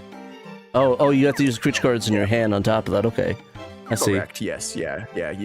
That's how it works. Yep. That's how it be. So I got lucky. I don't have to pay you a toll. So I'm just gonna end my turn here. Yep. All right. Let's see. I drew 1 card. Move 2 spaces. I think I will do that. It. You can only have a maximum of 6 cards. So if you have 6 cards and you have a bunch of spell cards, it's a good idea to just go ahead and use a spell card, so that way you don't have to discard anything and waste it. Cards that give you higher dice rolls are very helpful, because again, the faster you complete a lap, the more gold and mana you get. Aim for the castle. There we go. Checkpoint speed. There we go. Is there game sound on your end? Yeah, there is. Is there none on your end? No, but that's fine. It's better if you have it. Yeah. Do you just not hear anything? Not in the game. I hear you, and that's fine. I don't care. Okay, that's weird. Usually you should be able to do that. Maybe it's a setting I have to set. Hold on. I wouldn't worry about fiddling with it. Okay, I won't mess with it. Yeah. I'm amazed we got this to work at all, and I don't want to fuck with it. Yeah, I'm surprised it wasn't a pain in the ass. It was a pain in the ass when I did it with when we did the overserve. But again, that game was just a beta one, so. So if you land on a castle or land on a checkpoint, you can select any of the lands that you have control over. Basically, any of your creatures that you have summoned on the map. So these are the two that I've got out here. I'll go ahead and select the Wall of Ice. I can pay some money to level this land up. Nice. I'm pretty low in gold, so I'm not going to do that right now. So you have to you have to land on that to do that. Like you have to specifically land on it to be able to do it. You can't do it if you go past it. You can either land on a castle to select any of your creatures, or if you land on your own creature. Okay, I see. Way. You just can't, like, if I were on a random green space, I couldn't select this, if you know what I'm saying. No worries, yeah, I gotcha. Now, if I level this up, you see that its toll amount is 20. If you land on that ice wall and you don't battle it or lose a battle against it, you have to pay me 20. Gotcha. If I level this up and that toll amount increases, if I have, say, 3 creatures on that same strip of plain land, of like that tan land, that creates a chain. And that multiplies the amount that you would owe me if you were to land on any of those. It multiplies or how many I have the to fight. that chain. Yeah. Leveling up land also increases hit points and strength of your creature cards. So that's helpful too. At least I'm pretty sure that's how it'd be. Definitely increases it if the creature matches the land type. Sounds good. But anyway, yeah, so I'm broke right now, so I'm not going to do that. I'll end my turn here. Oh, there you go, hat. Okay. It's all you. I got Hurricane again. Okay. Yeah, I'm drawing no creature cards, which is very, very sad. So that's what happens. That's a match together every time I play it. Okay, landowner. We'll put another Hurricane on here. The game gets really intense when we have a bunch of creatures on the map. We've leveled up our lands, created some chains, and we have as to any start, game, like Monopoly, paying each other big tolls or things like that. Or if I take a creature, if you were to take a creature of mine that was summoned and it has a high toll, then you take that creature and also have the same amount of toll that's leveled up. I'm explaining this very poorly, by the way. No worries. It says, sorry about that. Oh, here we go. Yeah, you're good. I just want to lower it down to make sure your voice is up. It was kind of on the higher end. Actually, that might be it. Okay. Maybe I lowered the volume a ton, so maybe you can't hear it on your end. Yeah, no, that's fine. If it's working right now and everything's operating correctly, then I'm good. It's not necessarily a game that requires the volume, anyways. Fun fact: the music is done by Yuzo Koshiro. This is Yuzo Koshiro catalog right here. So. Okay, unlimited. Oh, for the weapons, is that just like you give it to your creature, or whatever? If our creatures fight each other, you can equip it with one of those. Oh, nice. I gotta pay the troll toll. Now, before you proceed here, this wall of ice's hit points is at 60. It's a wall of ice, so it has no strength. If you fight this, chances are you're probably not going to lose your creature card, but you won't win the battle. You will, however, decrease the amount of hit points that my ice wall has.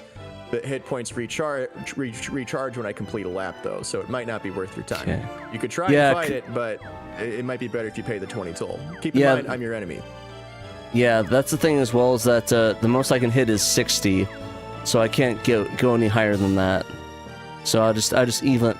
Wait, actually, if I hit 60 exactly, does it die, or does it have to be beyond 60? If you hit 60 exactly, it dies. Okay, I'm gonna see if I can try for that. Now remember, I might have items. I might be able to equip my wall of ice with like a club or something. So I'll take the risk just to show off on the show. Hell yeah. Oh, here we go. Yeah. So keep in mind it's Xbox controls. When you select RT. So card use. If you hit up on the D-pad right now, you can scroll across the cards to see what effects they have. But you have to scroll down and hit the corresponding button. Remember, it's Xbox control layout because this is a PC port. So just keep that in mind. I don't know what RT is applying to. Are you using a Saturn controller? Yeah. Like the twin stick one or a regular one? Regular wireless one. Ah, shit. I don't know. Let me see. I can hit view buttons. Give me a second on that. Yeah, it might be able to tell you. It might be C. I'd try C. Oh no! Don't work with the game. Nope. I'll try C. Did it work? No, I'm not. Try R, I guess. Did R work? Let me see. You hit oops. something. Looks like. Oh no! Yeah, I messed up. I did the fight first, but it's in a stat change, so. I probably shouldn't have used this club, but I just wanted to show it off that you can Oh, give works, a yeah. lullaby some niece. Of course, yeah. The battle was drawn. It's just funny. That was a waste of my club, though. It's all good. So you I paid me messed a up toll, but anyways. you decrease the amount of hit points that my dude bro has, so it No might be worries. helpful for you later. If you don't pass the checkpoint, that is. Yeah. I'm also broke right now, so. Oh, here we go. I'm not better off. Never mind. I'm not broke. Yay! All right. So I've gotten some gold. I've gotten some mana. Next journey. You can trade mana and gold with your opponent. I've never done this, and the CPUs have never done it with me in game. Yeah, we're not that desperate yet. Yeah, it is a feature, but it's not like. So I've landed on this, so I can level it up. And since I'm no longer cash broke, I'm just gonna go ahead and do that. Okay, that works. Cash money. Yeah. Oh, that's. So, Oh, now it's got a higher toll. Down one out. Give me a second. But I can't. Yeah, thing. Oh, you ran out of. Issue with the wireless earphones that sometimes it runs out of juice. So I let's- see. Okay, now I can hear again. That's the only caveat with having wireless earbuds, that sometimes they run out of juice. But you know, If you it is are what it unable is. to hit ZR and ZL, you might want to swap to like an Xbox controller or something. Ooh. I'm not sure if you can hot swap, but you'll need those buttons to pick equipment cards. Let me see. Maybe I can change the buttons. Give me a second. You can't. Oh, what the fuck? Ooh. Yeah, City Connection did not include that feature, which is very frustrating. Thank you. Whoa, oh shit. Okay, that was weird. Computer just seized out. Alrighty, well we'll try to see if we can figure out what the buttons are if I can't have those. Okay. Let's roll the I don't have any items, so let's roll the dice. You've got a One. reward. Oh, reward. Nice. There we go. Alright. You've got money. Trade. You before you end your turn, go to territory. Go to territory, and you can select all of your lands. If you want to level up one of your lands, you can do that here. You don't have to, but it does benefit you in the long run if you do. I'll level it up. How much money do I got? I got some money. Yeah, I'm not gonna. 405 money.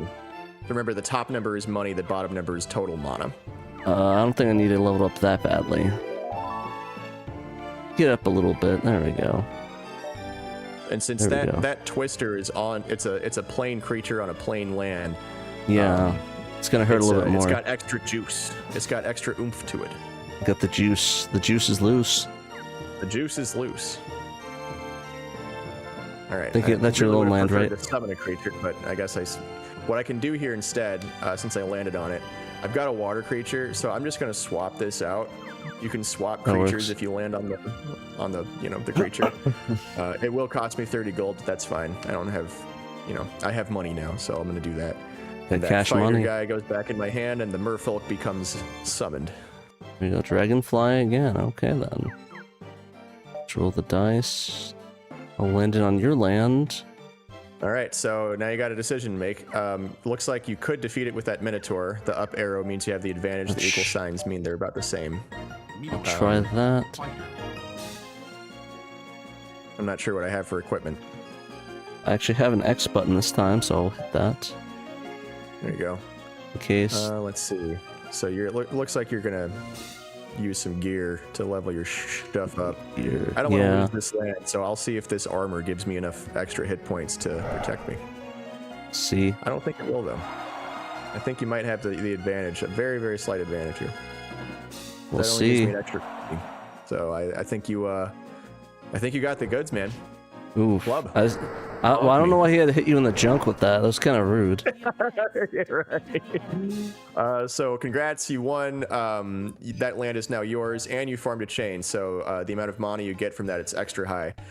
Look at the top of the screen right now. The bottom numbers again. You've got 1,075 mana. I've got only 655 mana. So you're in the lead right now. Oh yeah. But the tides can turn in Culdcept, so you never know. You never know. Looks like I got Liz Erdman in my my hand now. That's cool. Let's see. Got some landies. I'll go ahead and put in Liz Erdman. Classic lizardman. And now I've got a chain here that should help me out mana wise. Alrighty, I got a kobold. Sweet. Fun fact for people that don't know, kobolds actually got switched up when it went from America to Japan. So basically the translation was wrong, so apparently the kobolds in Japan are dogs compared to America, which are the sort of the typical lizard-like creatures. I think the same happened with orcs. Interesting. Orcs used to be in Japan are usually pig-like, but in America they're the green skin ones that you think of. So there's a lot of changes with that. So for people that are not in the know, I learned that a while ago because we were looking through a book and we looked that up. It was when we were playing D&D. So fun fact, not to steal Nick's line, of course. No, 3, 2, it's 1. for Damn, everybody. I'm beating all your stuff up, I guess. No, this is your creature. You summoned. Oh, it's my creature. Oh, that works. Yeah, I So signed. you could level it up. I if signed you the want. lease. But you don't have to if you don't want to. You only got 200 gold, so it's up to you. I'll do it. Whatever. All right. Might as well. I've always been found investing is usually the best way to go about doing things. Now, if you run out of gold, you have to sell your land. You can't have negative gold in Culdcept. They make Gotcha. you sell a land that you have summoned if you run out of money. So. I think I'll be able to make it across the map. We shall see. Uh-oh. All right. So. We gotta pay the troll toll or try to beat its ass. So I'm checking your stats here. It's got a strength of 10, 30 hit points. You can see like MHP is max HP. Yeah. If I had beaten this up previously but didn't kill it, your HP would be lower. Yeah. At the bottom of this little box is like supplemental effects and such. If you were on a land that was leveled up or that had a corresponding element, it would increase strength and hit points. So you've got 30 hit points, and your spider has a paralyze effect. I've got a few creatures here that could kill it if I'm able to attack first, and if we don't have equipment that we can use to do our stuff. So I'm gonna go low risk here and use the snake. Alrighty. And hope that you don't have any equipment to beat it up first. Giant snake. The attacking party attacks first. Okay. So unless you have a spell that changes that, which you do. So there we go. I'll use that. Don't think it's not. Oh, I have the X. That's right. There we go. Which for you is Y because it's messed up. Yeah, that's weird. Apparently, it's the X button still for me. All right. You only did 10 attack, but you paralyzed my guy because you're a giant spider. So you win the battle. I pay you a toll. That's a lot of money for you and not a lot of money for me. Congrats. Well played. Thank you. I'm a paralyzer, and I seem to be stuck on you. Yeah. I don't know. I've heard that song 20 times this week. I don't know what's up with that. Guess it's some throwback sort of nature. Okay, I'll be. I'm gonna be mean this turn, but I think Nick's gonna beat my ass next time. Oh well, he doesn't have any non-land creatures, so I think I just wasted that card straight up. Yeah, that's the downside of the shatter card. If I don't have any spells or whatever, it just goes to waste. So you can level up any of your land, but you're kind of cash broke right now. So be careful. I think I'm gonna hold off and just end for now. Not gonna risk that. You did just win 60 buckarooskies for me just now, so yeah. You're doing all right. I need to hold on to that one. Mm-hmm.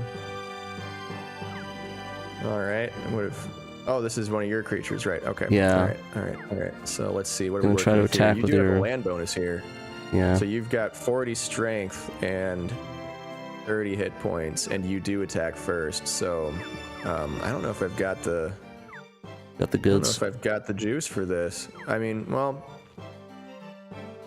let's see. I think I'm good if I use dwarf. We'll see. I think I don't have any more items on me, so you might be good. and he's got a lot of hit points, so we'll see how We this shall goes. see. I really like the art on these cards. Oh yeah, the art in this game's insanely good. And when you play the story mode, the enemy artwork is also really fun. I really love the enemy artwork with some of the characters you battle against in the one-player mode. Yeah, he killed my ass. Very good artwork, very good sound design. The sound design of like the card effects and the music and everything, it's all really well done. Yeah, I just want to let people know that this is Culdcept the first on PC. This is not the Saturn version. I am unfortunately using it on PC. They have not found a way to put the English translation on Saturn yet, so it's mostly on PC. But I am playing Nick, aka PandaMonium Reviews, and it's a lot of fun. I'm really enjoying it so far. Like Nick says, it feels like it's a terrific game. Yeah, I would highly recommend people play it. Land on my tornado again. I think I have enough juice. I think I'm gonna level that up. All right. I'll take the risk. You are pretty close to the money castle. Yeah, so. I'll roll the dice on it. We'll see. So this is technically a Saturn ROM. It is a officially translated Saturn ROM from City Connection running on what's basically SSF, but it's totally licensed and released on Steam. The ROM in this, Steam game is encrypted, so there's currently no way to pull the English ROM out of this PC release and play it on a real Saturn because no one's cracked it yet. Theoretically, it's possible. It's just no one's been able to figure out how to do it, which is unfortunate. But it is cool that we are now able to play this Saturn game in English in some way, which is pretty badass. The Sega Saturn is pretty dope. So I'm gonna level up because I have a good water chain going right here. I've got a good thing going with my water land. I think I'll level up one of these guys. Works. Yeah, and the positive thing about being able to play on the on here right now is that we could use the remote play through Steam, and I can actually have Nick play as he's playing next to me. So which is very useful. So we are able to stream that way. We're able to do multiplayer, which is really cool. Damn, this thing's ugly. It's ugly. Yeah, he's powerful though. Not on the underestimated. Oh, I don't have enough money to summon him though. You're broke. You could summon a kobold, but that would drain like all of your money. Yeah, I'm good on that. I'll take the L. All right. Hey, rewards for now, but once you pass through the checkpoint, you'll gain more mana and we'll be in the lead from there. Let's see what happens here. All right, looks like I can just summon something then. I've got money. King Torts. My deck in the game that I'm playing on my own computer doesn't have water or forest cards in it primarily. It started out as a fire plains deck, so I'm just seeing a lot of new to me cards with the water and forest creatures. It's really cool. Yeah, really it seems like it might be good to diversify in that way. In that way that you can. Yeah. But yeah. It's weird. Like I find it's best to focus on like 2 elements, but maybe have a few from the other 2 that you're not maining. I also really loaded my deck up at home with equipment cards, so that makes it easier for me to take my opponent's land. The deck I'm using here is just a default deck given to my character, and Pat's in the same situation. Just our decks are very different, which is really cool. You could try that, but you then lose the card and have to pay a toll if you lose the battle. So yeah, I might just pay the toll. It's only 30. How do I pay the toll? Is it just the end button? You just hit end, yeah. Alright, I'll give you the muns. You gave me the money and you gave me the mana. Exactly, there you go. Alright, I'm getting a lot more creatures and not a lot of other cards that aren't creatures. I also put a fighter here, why not? Risk reward. I'm low, but it was a risk reward. I just hope I don't get something crazy. Oh, I might have to discard. Let's see. I'll do the cobalt. I don't like the cobalt. You die. Alrighty. Well, You've got a reward. The spell card that you drew, I would use that at your next turn. It's a good spell card. It gives you 50 gold times the amount of laps you've completed. Oh, nice. You have to wait till the beginning of your next turn to use that spell card, but A gas cloud's a really good creature. I would yeah, I was summon gonna put now, that. since you're Yeah, on that's what I was Fireland. doing. Like, I think that's one of the best creatures in the game. Its effect is that it takes half damage, so it basically doubles your Damn. HP. And if you stack that and level it up on a Fireland, it becomes really powerful. So I would Alrighty. highly recommend leveling up Gas Cloud whenever you get the chance. Now that it's on Alright, fire. alright. Yeah. Very good card. Getting some wall of ice. Getting a wall of something. I'll go ahead and summon a Wow. wall of ice since I'm on a water. I'm on a water land. Wow, you're like getting the good I'm an land, ice good queen. rules for that. Okay, I got Elsa. lucky with that. Pillar Flame.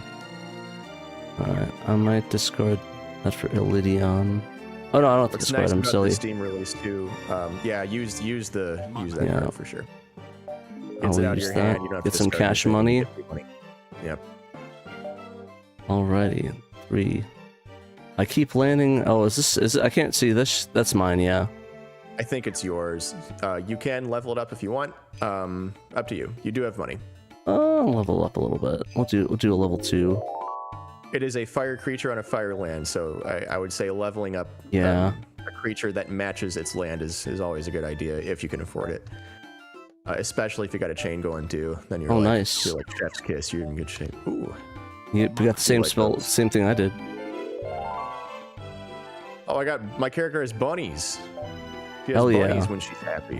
Little bunnies, little buns. Ooh. Ooh. Ooh. Let's get that ice leveled up. Might go for it. Yeah. Let's see. Make my life more difficult. That's a really strong block of ice. That's some solid ocean sauce right there, man. Oh my god, I'm gonna be a pain in the ass to get through that. Alrighty then, let's roll the dice. Alright, landing on my thing again. Okay, well, might as well just level it up. Oh, that's a lot though. It's more expensive now since you've leveled up before. Up to you. Maybe I'll swap the creature first. I don't have any other green on here. Yeah, it looks like the deck that your character has by default is a Fire Plains deck. Okay, yeah, that makes sense. Mine's opposite. I got Forest Water. You got that some dwarfies. artifact creatures sprinkled in there. I sure do. This Cure card's useless. If you play this game full time later, I would recommend just getting Cure out of your deck after you've won or lost a few matches. It's just, I've never found this to be useful. I'm sure there are other players who would disagree, but I've never found a good use for it. Yeah, Nick's definitely getting the better luck now. He's landing on all the open lands. I'm landing on all the ones that are not open. Yeah, there is sadly some luck involved. Like, I would say it's mostly strategy. It's way more strategy than luck, but there is definitely a luck One's element. coming up. Let's discard him. Sorry, bro. Alrighty. Aim for the castle. Yeah, it was kind of a Okay. toss-up. Both your Finally, creatures I are land pretty on good. a damn land, but I can't, I guess let's put a fighter on there. You can mix match elements. You could put a fire, creature there. Some creatures do have land limitations. Like, Yeah. I think I had one earlier where I couldn't summon it on it'll say on the card itself if you can't put it on a certain type of land. We'll see if you got anything I can shatter. What's the armor? Right. Say Rip. goodbye to your armor. Great. I needed that for armor things. No armor for Patrick. Love the graphics in this game. I love the animations and the art. It's just so good. Everything's just- so dramatic. Oh my gosh, Nick's getting Create a those. chain. Let's go. Let's Yeah, go. he's getting that chain. Oh my god. Alrighty, can I get Give me some lucky? mana. Can Patrick get lucky tonight? Oh, I did get I'm happy lucky. this works. I'm very happy this worked, and I'm happy to be playing this game with you right now. I just am. wanna I'm say glad that this is I'm working. doing really, really well. Yeah, no, I'm excited. This is the first time playing this game. I just wanted to stream it because I was like, well, this game's out. Nick's wanted to talk about it on the next thing we did, so hopefully I can get some time in. We can talk about our time playing it on that thing we were recording coming up soon. Hell yeah. Hell yeah. Absolutely. And of course, it'd be good content for the channel. And No, I actually would love to get like a couple friends on here. We do like a Saturn game night and see if we get that sorted out. My friend said he wants to pick this up too. Yeah. So we'll see if we can get something very sorted. Fun and it's very affordable. I think not on sale. This is $30 on Steam, which to me it's a steal because I'm a huge Saturn nut. You know, I'm English and officially translated to English Saturn ROM is something I would absolutely pay money for, especially when it's such a Good luck to your next in-demand Japanese exclusive. Exactly, and I think it's worth it. Oh yeah, it's so fun.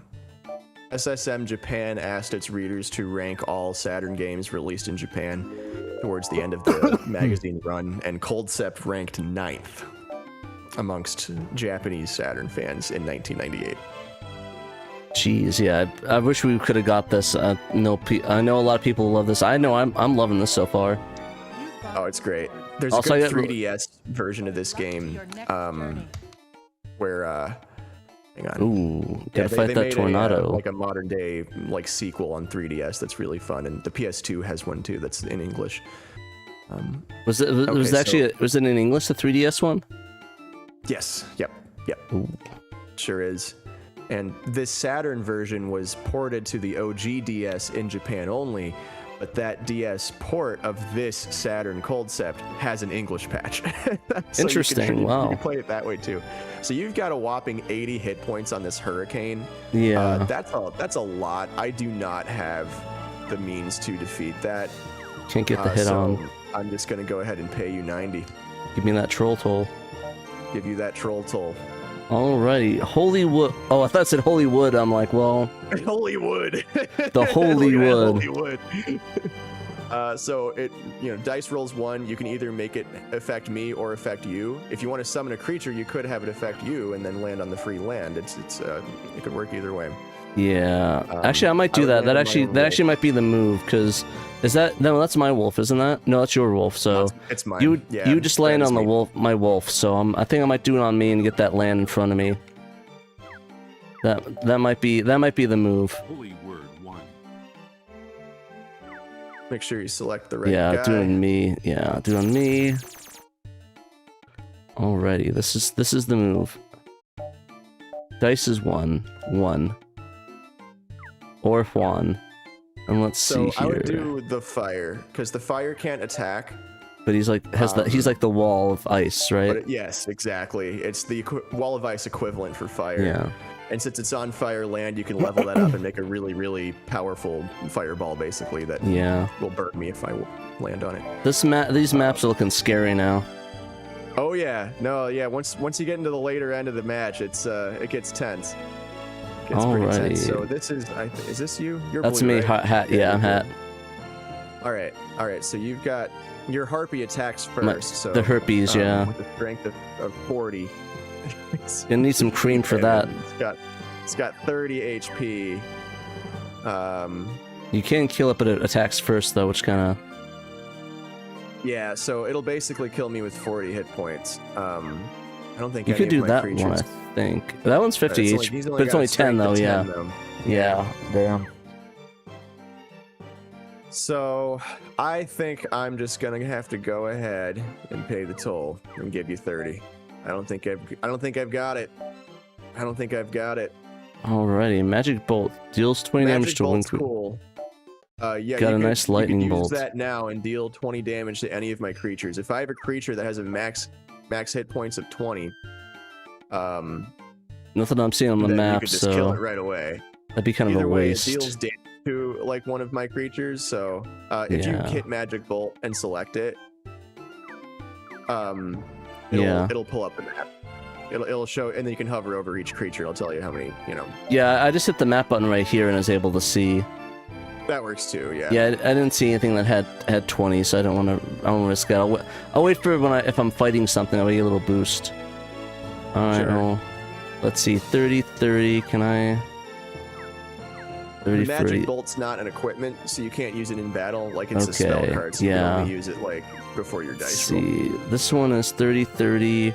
But I have a 30 Go up again. Mind the land effects as well. So it's got a strength of an extra strength of 10 for 40. Yeah. The boxes. Yeah. But I do strike first, so I'm gonna see if I can pull it off. See if I can pull this off. I think you pretty much got it. If I saw the numbers correctly, I think you have this one. I got no equipment, so. Do I get bonus land for the thing as well, or? If I leveled this land up and you defeat me, you get the land as it is leveled up, if that makes sense. Nice. I don't remember if I leveled this up or not, but either way, it's yours, so congrats, you win. Sweet. You won the battle. Well, the war's not over yet. In the lead. We're like neck and neck right now. The map is incredibly scary, though. What does this one do? Stone hail item. You drew one card. Scroll, it's saying you drew one card. Strength equals 30. Okay, that description confuses me. I'm actually not 100% sure what this does. So maybe I'll try it out in a battle sometime and see how it works out for me. Let's see. Land your ice. I might go ahead and level up this ice. Might as well get more an icier ice. I'm gonna get super ice. There we go. Super ice. Oh Jesus Christ. Okay. That's very expensive ice. Is that how much I have to pay, or is that how much the HP is on that? That's how much you'd have to pay. That's the toll. Okay. Let's see. So again, if you use the magic bolt, it'll decrease the HP, and if you have to battle that card later, it makes your battle a little easier. So. Okay, it says. Oh, okay. So I could see the HP from here. Okay. So it's not necessarily the HP of that. Okay, there we go. Yeah. 30. Yeah, the number on the map is the toll. If you hover over it, it shows you the strength and HP. I see. Okay, there we go. That's where it was. Okay, yeah. Looks like everything's leveled up for you, so I don't want to waste it. I really, yeah. That's what sucks, though, is I don't know like what I'm going to fight ahead of time. And you're pretty close to the thing, so it's like, I don't want to risk that for nothing. Oh, well, that works. There you go. I'll give this land some herpes. Summon that harpy. Hell yeah. Jesus Christ. Werebore. I do not want to land on that ice. Discard a card. I'm going to discard Cure because I never used this card ever. And it was the easiest discard I've ever done. Oh, nice. Ooh, nice pull. All right, let's see. I'll go ahead and, I got this merfolk in this chain that has not been leveled up yet. We'll go ahead and go for it.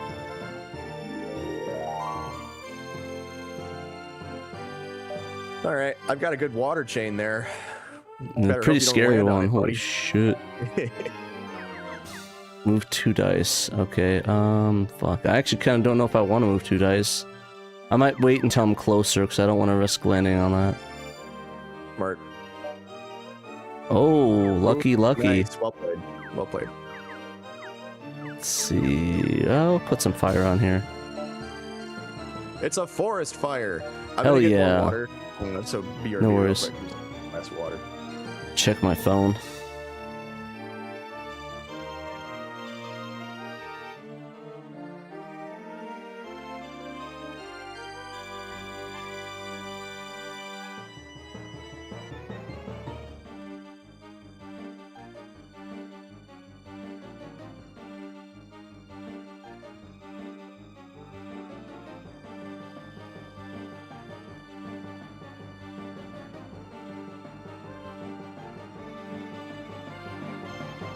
I've returned. Yeah, no worries. Right. So I just returning a text message. Oh yeah, you good. Looks like you are in the lead. You've got more mana. Yeah, but I have to get through kill myself way over there. I'm gonna discard Stonehail. It might be a good card. I'm just not sure what this does. Scroll attack strength equals 30. Oh, I know what this does. Okay, so this... I don't have a lot of scrolls in my current deck on my main game. So if you get one of these, Pat, you can use it in a battle if you land on one of my cards, or vice versa, and it deals 30 damage before the battle begins. So I'm actually going to keep that. I'm glad I used my brain for 2 seconds, and I'm going to get rid of the giant snake because it's weak. I tend to not do that. It's best that way. Snakes? I meant like I'm using my brain. That's not doable. Yeah, exactly. It's a lot of work, which I don't like, but it does pay off later.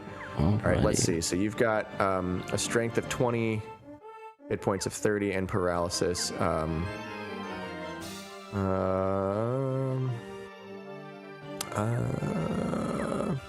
gonna go for it and hope that you don't have boots. Actually, I'm going to use Werebore because it's stronger, and if I take your land, then I have a stronger creature there. So, crossing my fingers here and hoping for the best. Alrighty, I can't remember what I have in my hand. Oh, I have a fight firsts. Oh no, that was you that has fight first. Yep. Oh yeah, no, I don't have any. Oh shit, he's dead as fuck. Scythed. Damn, cut his ass in half. Sliced that. Hell yeah, Darth Mauled that that mofo. spider. You can curse on the podcast. I mean the show. They're not. I probably could. Can't get any more to monetize than I already do. So. All right, I got a Goblin. Let's see. I'm just gonna toss this at something just because I'm. Just gonna lance one of my dudes. I'm gonna throw it at your wall just in case I land on it. Throw a hole in it. Yeah, suck that wall. A nice hole in that wall.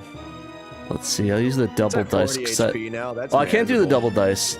Okay, well. Yeah, you've already rolled. I'll land selectable, but I can't upgrade something. Let's see here. Let's see. Territory. Yeah. Oh yeah, there we go. Or see, I'll level him up. We'll do just 2. Damn, yeah, I'm low. More herpes. Exactly, gotta level up the herpes. That's right.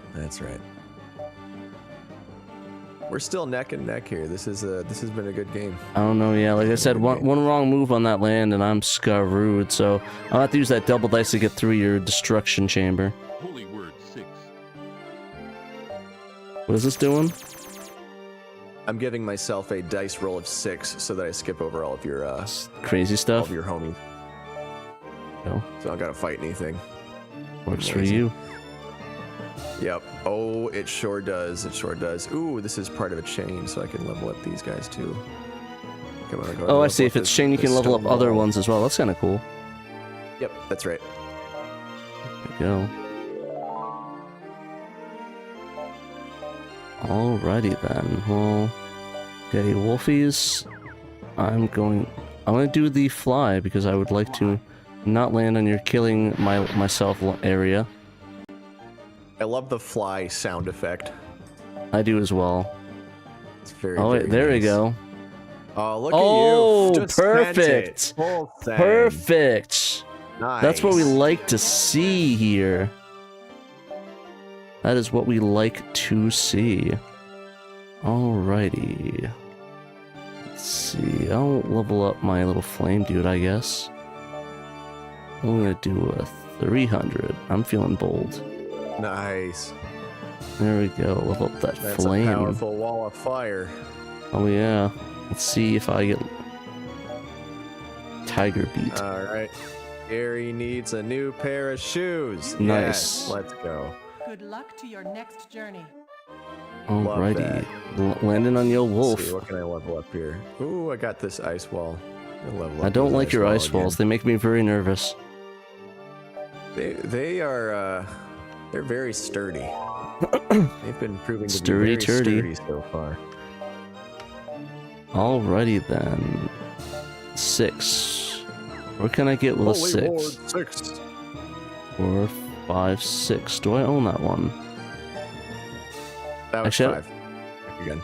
Oh yeah, 1, 2, 3, 4, 5, 6.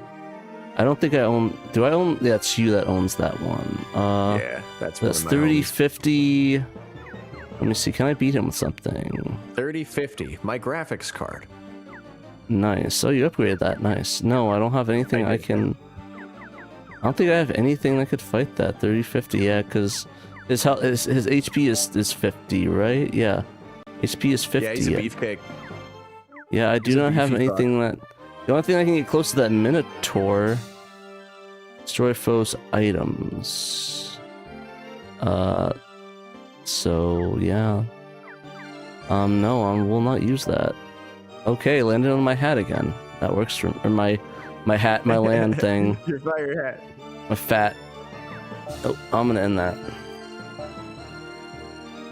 I'll probably go see if it's changed anything. Damn. I guess all I got that 2 green. giant amoebas. So, Don't need another one. Nah, I don't. Yeah. Don't need 2. Keep that fight first, though. That might come in handy. Item is pretty cool. I'm gonna use that later. I'm actually, I don't know, the winged boots are kind of, well, actually, we're the later games, so having more creatures is not useful anymore. Yeah, not to mention you want to, I think that fight first is pretty important. It is. Alright, hurricane time. Right, Can you so beat hurricane? Gonna rock it like a hurricane? 80 hit points and 10 strength. I definitely can't beat it, but it won't kill me if I cast a card against it. It'll just waste money. And that just doesn't sound like a good use of my resources, so have 90 gold. Alrighty, I will take the 90. Have 90 gold / 90 mana. Another 2. Alright, I guess I'll chuck it at something. Actually, I could chuck it at... Oh, I could... Chuck it at the wall again. Oh, no, the thing is that I can't do 2 cards, so I know, yeah. What I could have done is that would have been so lame, but you know what? I'm a feeling I'm gonna get a 6, so I'm gonna chuck at him anyways, just for the lulz.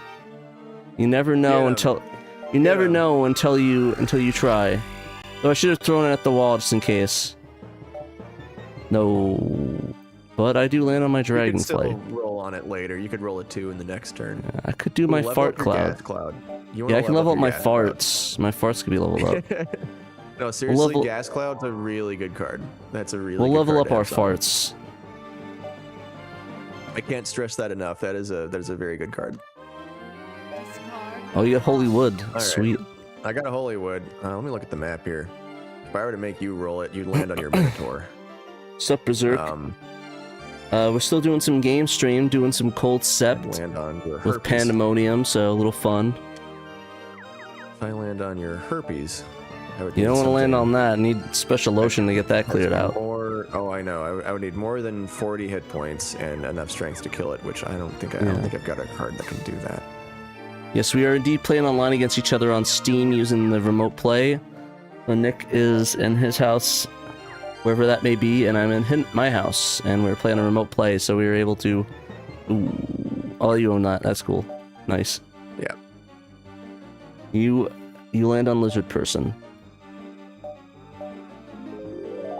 Oh, no. Well... Yeah, we are playing a Sega Saturn translation... An official Sega Saturn translation that's not on a Sega Saturn because it's an encrypted ROM, City Connection, and it's on Steam. But it's cool because we can play it together in the comfort of our own homes. I would like to someday live in a world where this translated bin queue gets extracted and decrypted, and then I can actually play it on a real Saturn. That would be pretty cool, but today's not that day.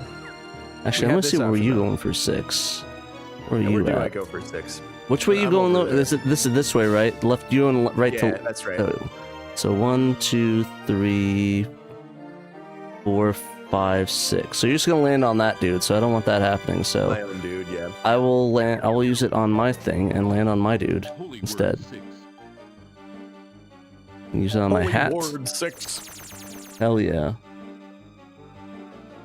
Assault Suit Lanos, that official English translation, as far as I know, is still not decrypted. That is still locked in the City Connection release. It is in City Connection jail, if we can coin the term now. And you know what? Not necessarily a bad thing to be, especially if you play online with your friends. Exactly. That's pretty City damn Connection good. Jail, that's like a pretty high class jail. Like that's not a bad jail to be in. That's like where all the rich criminals go. Yeah, you could play all your Saturn games online with your friends. All the ones that have the City Connection. Landing on my herpes. Oh. All right. She attacks first. She has no land advantage here, though. So 30 no, and 30. I haven't won. And I've got a giant amoeba. It's also neutralize forest, though. Does that mean your girl can't do anything if I use I have giant no amoeba? idea. I think it's just like for a thing. I have no idea. I could either find out and die and pay you 90. You know what? Let's find out. You know what? Yeah, this is a fun stream. Yeah. We're not playing for keepsies. Yeah, that's right. I'm not playing for your dark magician. Oh yeah, right. You have fight first. So actually, what happens if both of them have fight first? Is it just that it fights normally? There's some formulaic thing. One of them wins out over the other. Yeah. I don't know. Looks like you attack first. So. Oh, I do. Okay. Well, it looks like you attacked first. Wait, what the fuck? I think I attacked first. So it looks okay, like there my we go. attack first card beat out your attack first ability. Feature. Feature at a creature, So, yeah. You slap my ass. Chain and a bunch of your mana. So yeah. Damn. Alrighty then. Alright, draw wolfies. Okay, well let's roll the dice. See. Oh, thank God. Landed on the good spot, but damn, I am low on money, but I do not want to risk it in case I have to do it, so I will hold off. Right on. In case I have to pay a cash. fuck ton. Alright, let's see. See if I can kill anything. Ooh, I can. No! You killed my dragonfly, dick. I just threw a giant lance at your bug. Just threw the Lanceologinus at him. Well, now you gotta fight now you gotta fight my Minotaur, so good luck with that. I am gonna need it. I don't know if I can. Let's see. Use creature as item. I'm gonna try this out. I'll try to use creature as item and see if I can steal your Minotaur.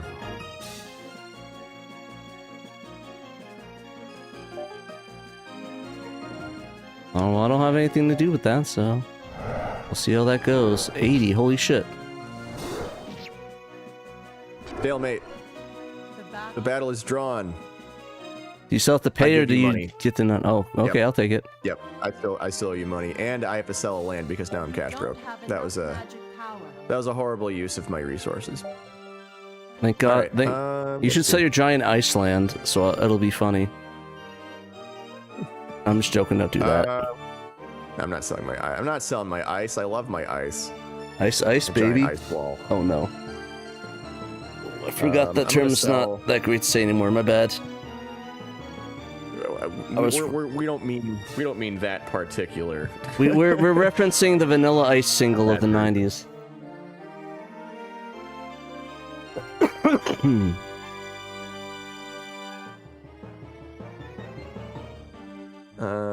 We'll go with Sorry, I got a text. That's why I was hovering That's over indeed that Nick for- Pandemonium random on the cast playing some of this. Oh damn! All right. I'm selling the amoeba. My Amoeba. Rip. Amoeba. Discard your card. Whatever the hell that means. I guess I'll discard that one. I don't have any scrolls, so there we go. Yeah, I had Windcutter in my default deck, and it wasn't super useful. Ooh, man, I'm getting lucky. Yeah, Should I upgrade this boy? I can't, because I was already level 3, so I cannot, You so... don't got the money for it. I got no money, that ain't sucks. gonna happen. No monies. Zero monies. Nunnies, if you will. Oh, nice, look at you. Alright. I mean, this is fine. I'll just put Might as well just put a bunch of blockers on it. Yeah, there we go. Cool. Alrighty, giant spoiler. Card. I only 2 wolfies. No, it's Pan from Dragon Ball. It doesn't say Pan. I think I made that joke. I think I made that joke right. too. Another lucky. Alright, let's upgrade our herpes. I am not risking that, so let's just do a solid 100 on that. Not risking that shit at all. Alright, come on, big number. Nice. Oh, let's go. Oh, but I think you're gonna land on my tornado though. Next journey. I gotta land on your tornado. But you might be able to Alright. fight it, or not. No, I definitely won't be able to fight it. That's got 80 hit points, my guy. Even my, use a creature as item. Strength of 20, strength of 40, that's 60. Nah, that's still not enough. Alright. Have 90. Yay! Mana. Alrighty, a mace. That might come in handy. Alrighty, so... Yeah, keep the mace. Definitely keep the mace. Yeah, I'm gonna keep it for one of the 60 guys. Discarding this one, go away. Alright, 2. Alrighty, I gotta fight your creature feature. That's the feature at the creature. No feature for this creature, but he does have 50 strength since he's on a leveled up land. We'll see. You got a mace. You might have the. But his strength is 50 though. That's the thing, is that if he's fighting first, I'm getting my ass kicked. But I don't think he does. He doesn't have fight first though, so I think I should be okay. The attacking creature fights first if there's no modifier for who fights first. We'll try this one. I hope to God I'm able to press the mace, or else I am screwed. I hope it's not mapped to art. If it's RT, I am screwed. Oh, thank God. RT. Okay, why? Thank goodness. Oh, but you have a mace too, so you might be able to F me up. I do have a mace. Well, it won't be worth it if you attack first. Oh, yeah, that's right. Me.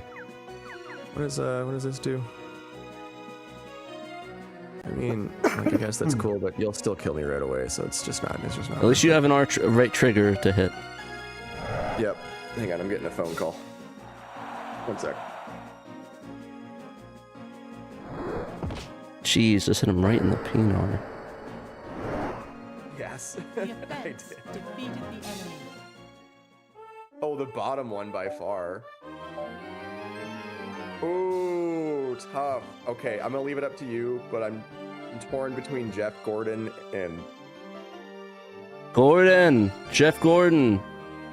Go Jeff Gordon. You know what? Let's go with the time I gave blood in Saskatchewan. Let's go with that. Wow. He didn't even go Jeff Gordon, guys. What better. A loser. Big L. Big L, no Jeff Gordon. Big L, Jeff Gordon. Big L. Big L. Can you still hear me okay? Yeah, and I'm disappointed you didn't pick Jeff Gordon, so... Oh, my mic was still on? You said something about Jeff Gordon, you didn't pick him, so I'm very disappointed. No, it's t-shirts. It was either commemorating a time I gave blood in Saskatchewan, a Call of the Wolf shirt, or a Jeff Gordon shirt. And the fact that it was that's hard, yeah. Blood in Saskatchewan with like a little like mosquito on it, I'm like, okay, you know what? That beats Jeff Gordon. Jeff Gordon Freeman. Gordon Freeman. Yeah, I love that series. I need to keep watching that. I've not watched the latest episode of that. Of Jeff Gordon? Oh no, the Half-Life VR. Oh, there's a show? It's basically it's comedy Half-Life VR, but it's like if the AI is self-aware. It's like a parody thing where it pretends like it's played by characters, but he pretends the AI of the game are self-aware, and it's just like really funny. Okay, I think there's someone did that with Shenmue, I think, and that was pretty funny too. All right, well it's my tornado, and I can level it up if I want to. Can I even level it up? I can't. Oh no, I can't level up to level 2. There we go. You could. Just gotta hope you don't roll a 1. There we go. I'm sure I won't be able to roll a 1, but I have the lance to sell if I mess up. Alrighty, and get to hang out with your creature feature. How is this not part of this chain? I'm still not super clear on how chains work geographically in this video game. I have no idea either. Maybe it might not be. It's like maybe it's a color thing. I don't know. Beats me. I kind of thought the strip here was all of a chain, but maybe your fighter's screwing that up. I don't know. Yeah, I might have just broke the chain just by being. Alrighty. You broke my chain. I did. I pulled it too. Of chains. Oh, got that big really 5-0. me when I have really Boardwalk or Park Place. Good luck to your next journey. Alrighty, but I have your Goblin. I think I might be able to kill it though. I think you can kill the Goblin. Level 30. I think you got what you need to fight the Goblin. There we go. We'll do this. We'll do the fighter.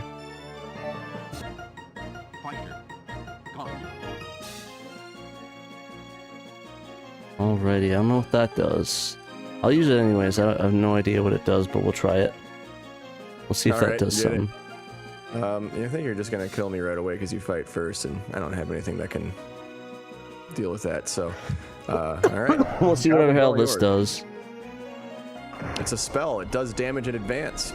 You even have to, I wish I would have held on to that one. That would have been good for the wall. Yeah. You know, that would have been good for the wall. Yeah. It's all good. That would have been good for the wall. It's all good. At least I know now. This is a learning game. Yes, you are in the lead by a couple hundred mana, so you're doing alright. We're all about learning our stuffs. We'll get rid of this goblin. Poor Goblin. That goblin. Get out of here, Goblin. And you get to fight my fire. Firewall. Alright. Baby, won't you fight my fire? Well, you might be able to get it. Points.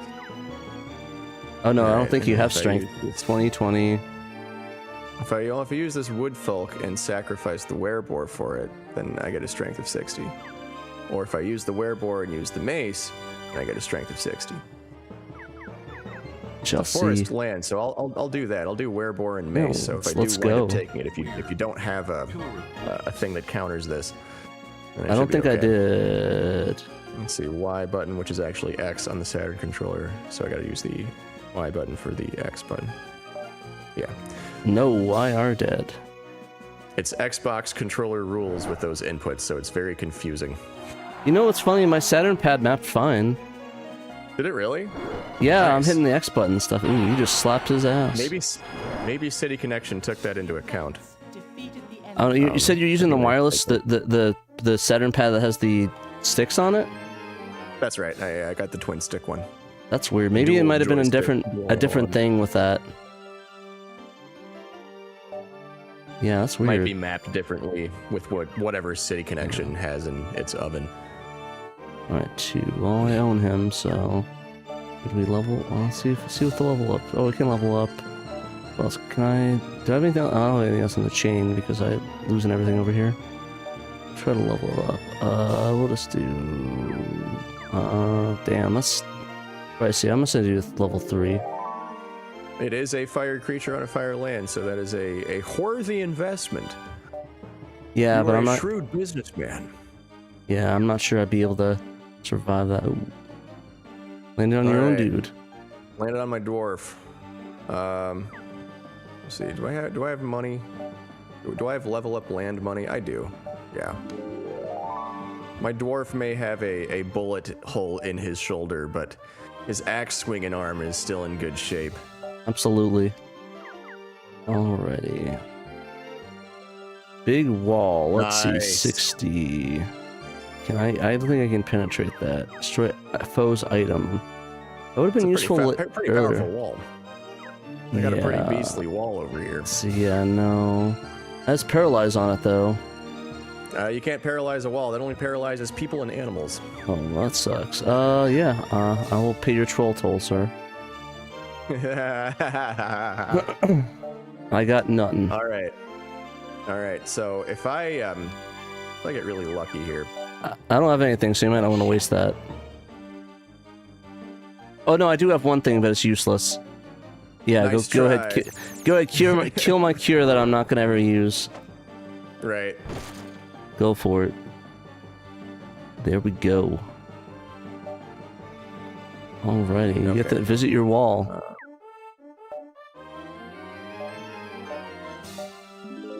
A little bit of level up right there.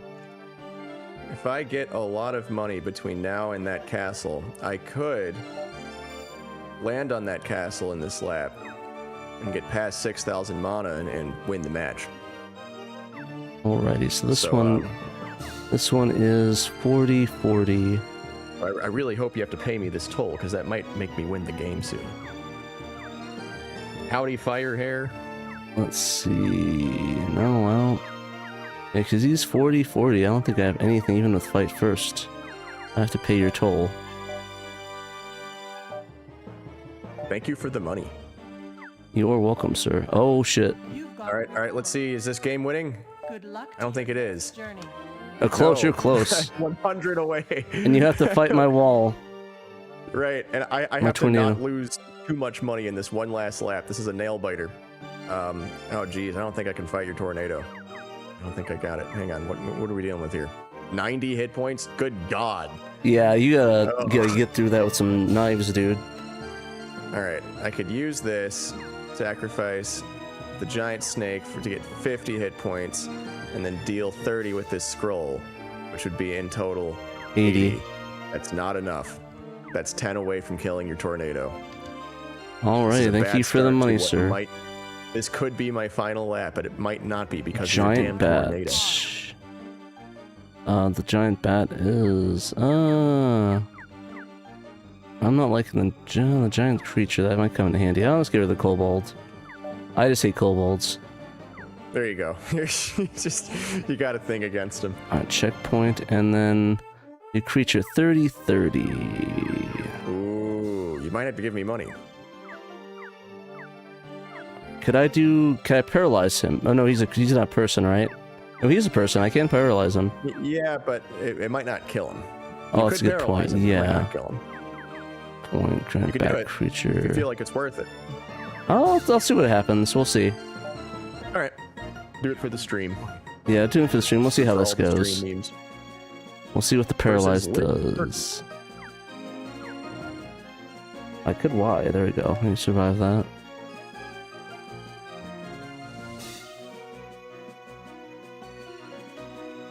If there's a possibility I could survive. Ooh. Oh, you got the armor on. Yeah. That is a waste of my attack's first card because I will not kill your spider. Right, 20. The let's spider see. lives to paralyze another goblin. Another goblin. Youch. Got paralyzed. I have paralysis. It's the thing I gotta pay though. Yeah, fuck. Oh, it sucks. You got to pay the toll. Yeah. But you did paralyze one of my powerful creatures, so that might help you later. Yeah, and you already passed the thing, so.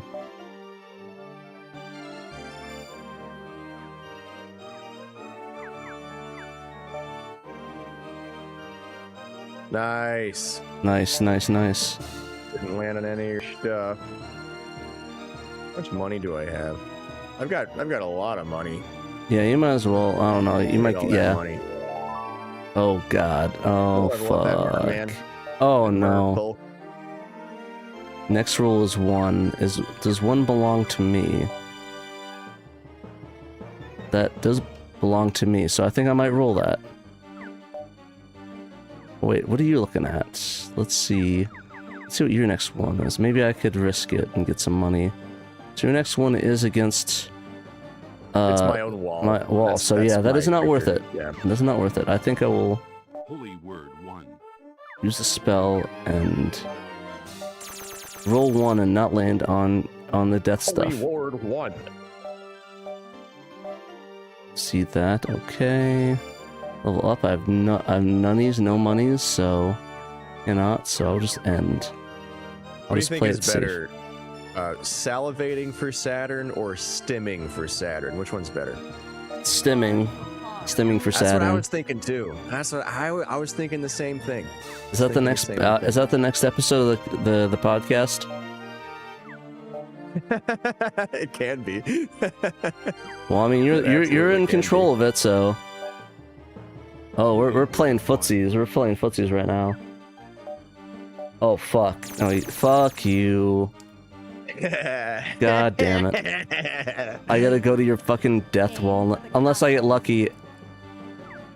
Oh no, you land on your crap. Damn. I gotta touch your death wall. No, bad boy. Oh god. Oh god. Oh god. 800. My favorite. My favorite. I can't even nullify it either. Oh boy. Alrighty, so the wall is 60 points. I feel bad for this. Like, I feel like I've done something dirty. You know what? You gotta. That's the way you gotta do it. You know. Sometimes you gotta. Oh, you're in the whole 700. You gotta sell a bunch of your assets Let's here. See. I think I might do it around the areas that you're not near. Let's see. Yeah, I guess that's smart. Yeah. I kind of feel bad. I'll admit, I kind of feel bad. It's this the you gotta do it. Sometimes you. Oh, I can't say it on stream. Never mind. There's naughty words to be said. I'll sell him. I think you're good after that.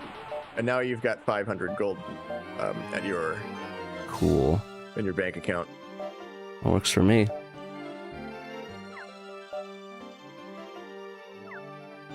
Dang, land on your own I have stuff. lots of money now, thanks to you. I'm definitely gonna level up Jesus. some land. Oh God, this is the death land. He's got Park Place, everybody. Oh shit. Gains. Oh, okay. Oh, maybe this might. You want to get rid of one of your clones. Let's see. The Eidolon's actually pretty good. It looks weird, but it's actually like a solid middle range creature in this game. Let's see what can this be done. 300 gained. Okay. Alrighty, so your Wolfie guy. The level 40 or 40. Let's see. Hey. Oh, you didn't? I'm playing a game online with a buddy, by the way. Just so y'all are aware. Yeah, I'm gonna have to pay you for that, so I cannot beat that. Oh crap! Yeah, you are gonna win this. You didn't get the Saskatchewan shirt? Ah, dang. Okay. It was pretty funny. Pat was really excited I didn't pick that for. Pat, the guy I'm playing against, he's really excited to pick that. We forgot to mute his mic again, but we still love him. Discard your card. All right, I'm gonna get rid You know of one what? of these. It should be stemming for Saskatchewan. It really should be. Oh, I think All you right, just I think won that these. seals it. I think I got it. You Goal have achieved. won. You have won the game. All right. This was Hell fun. yeah. I'm happy this worked out. I'm happy that this functioned, that we were able to play multiplayer Culdcept at all. That's really cool. Yeah, no, I'm really happy about that. I found it because when we did the full set stream when we played Overserved for a little bit less demo, they did the same thing, and it's like, well, same concept, so it should be fine. So Right.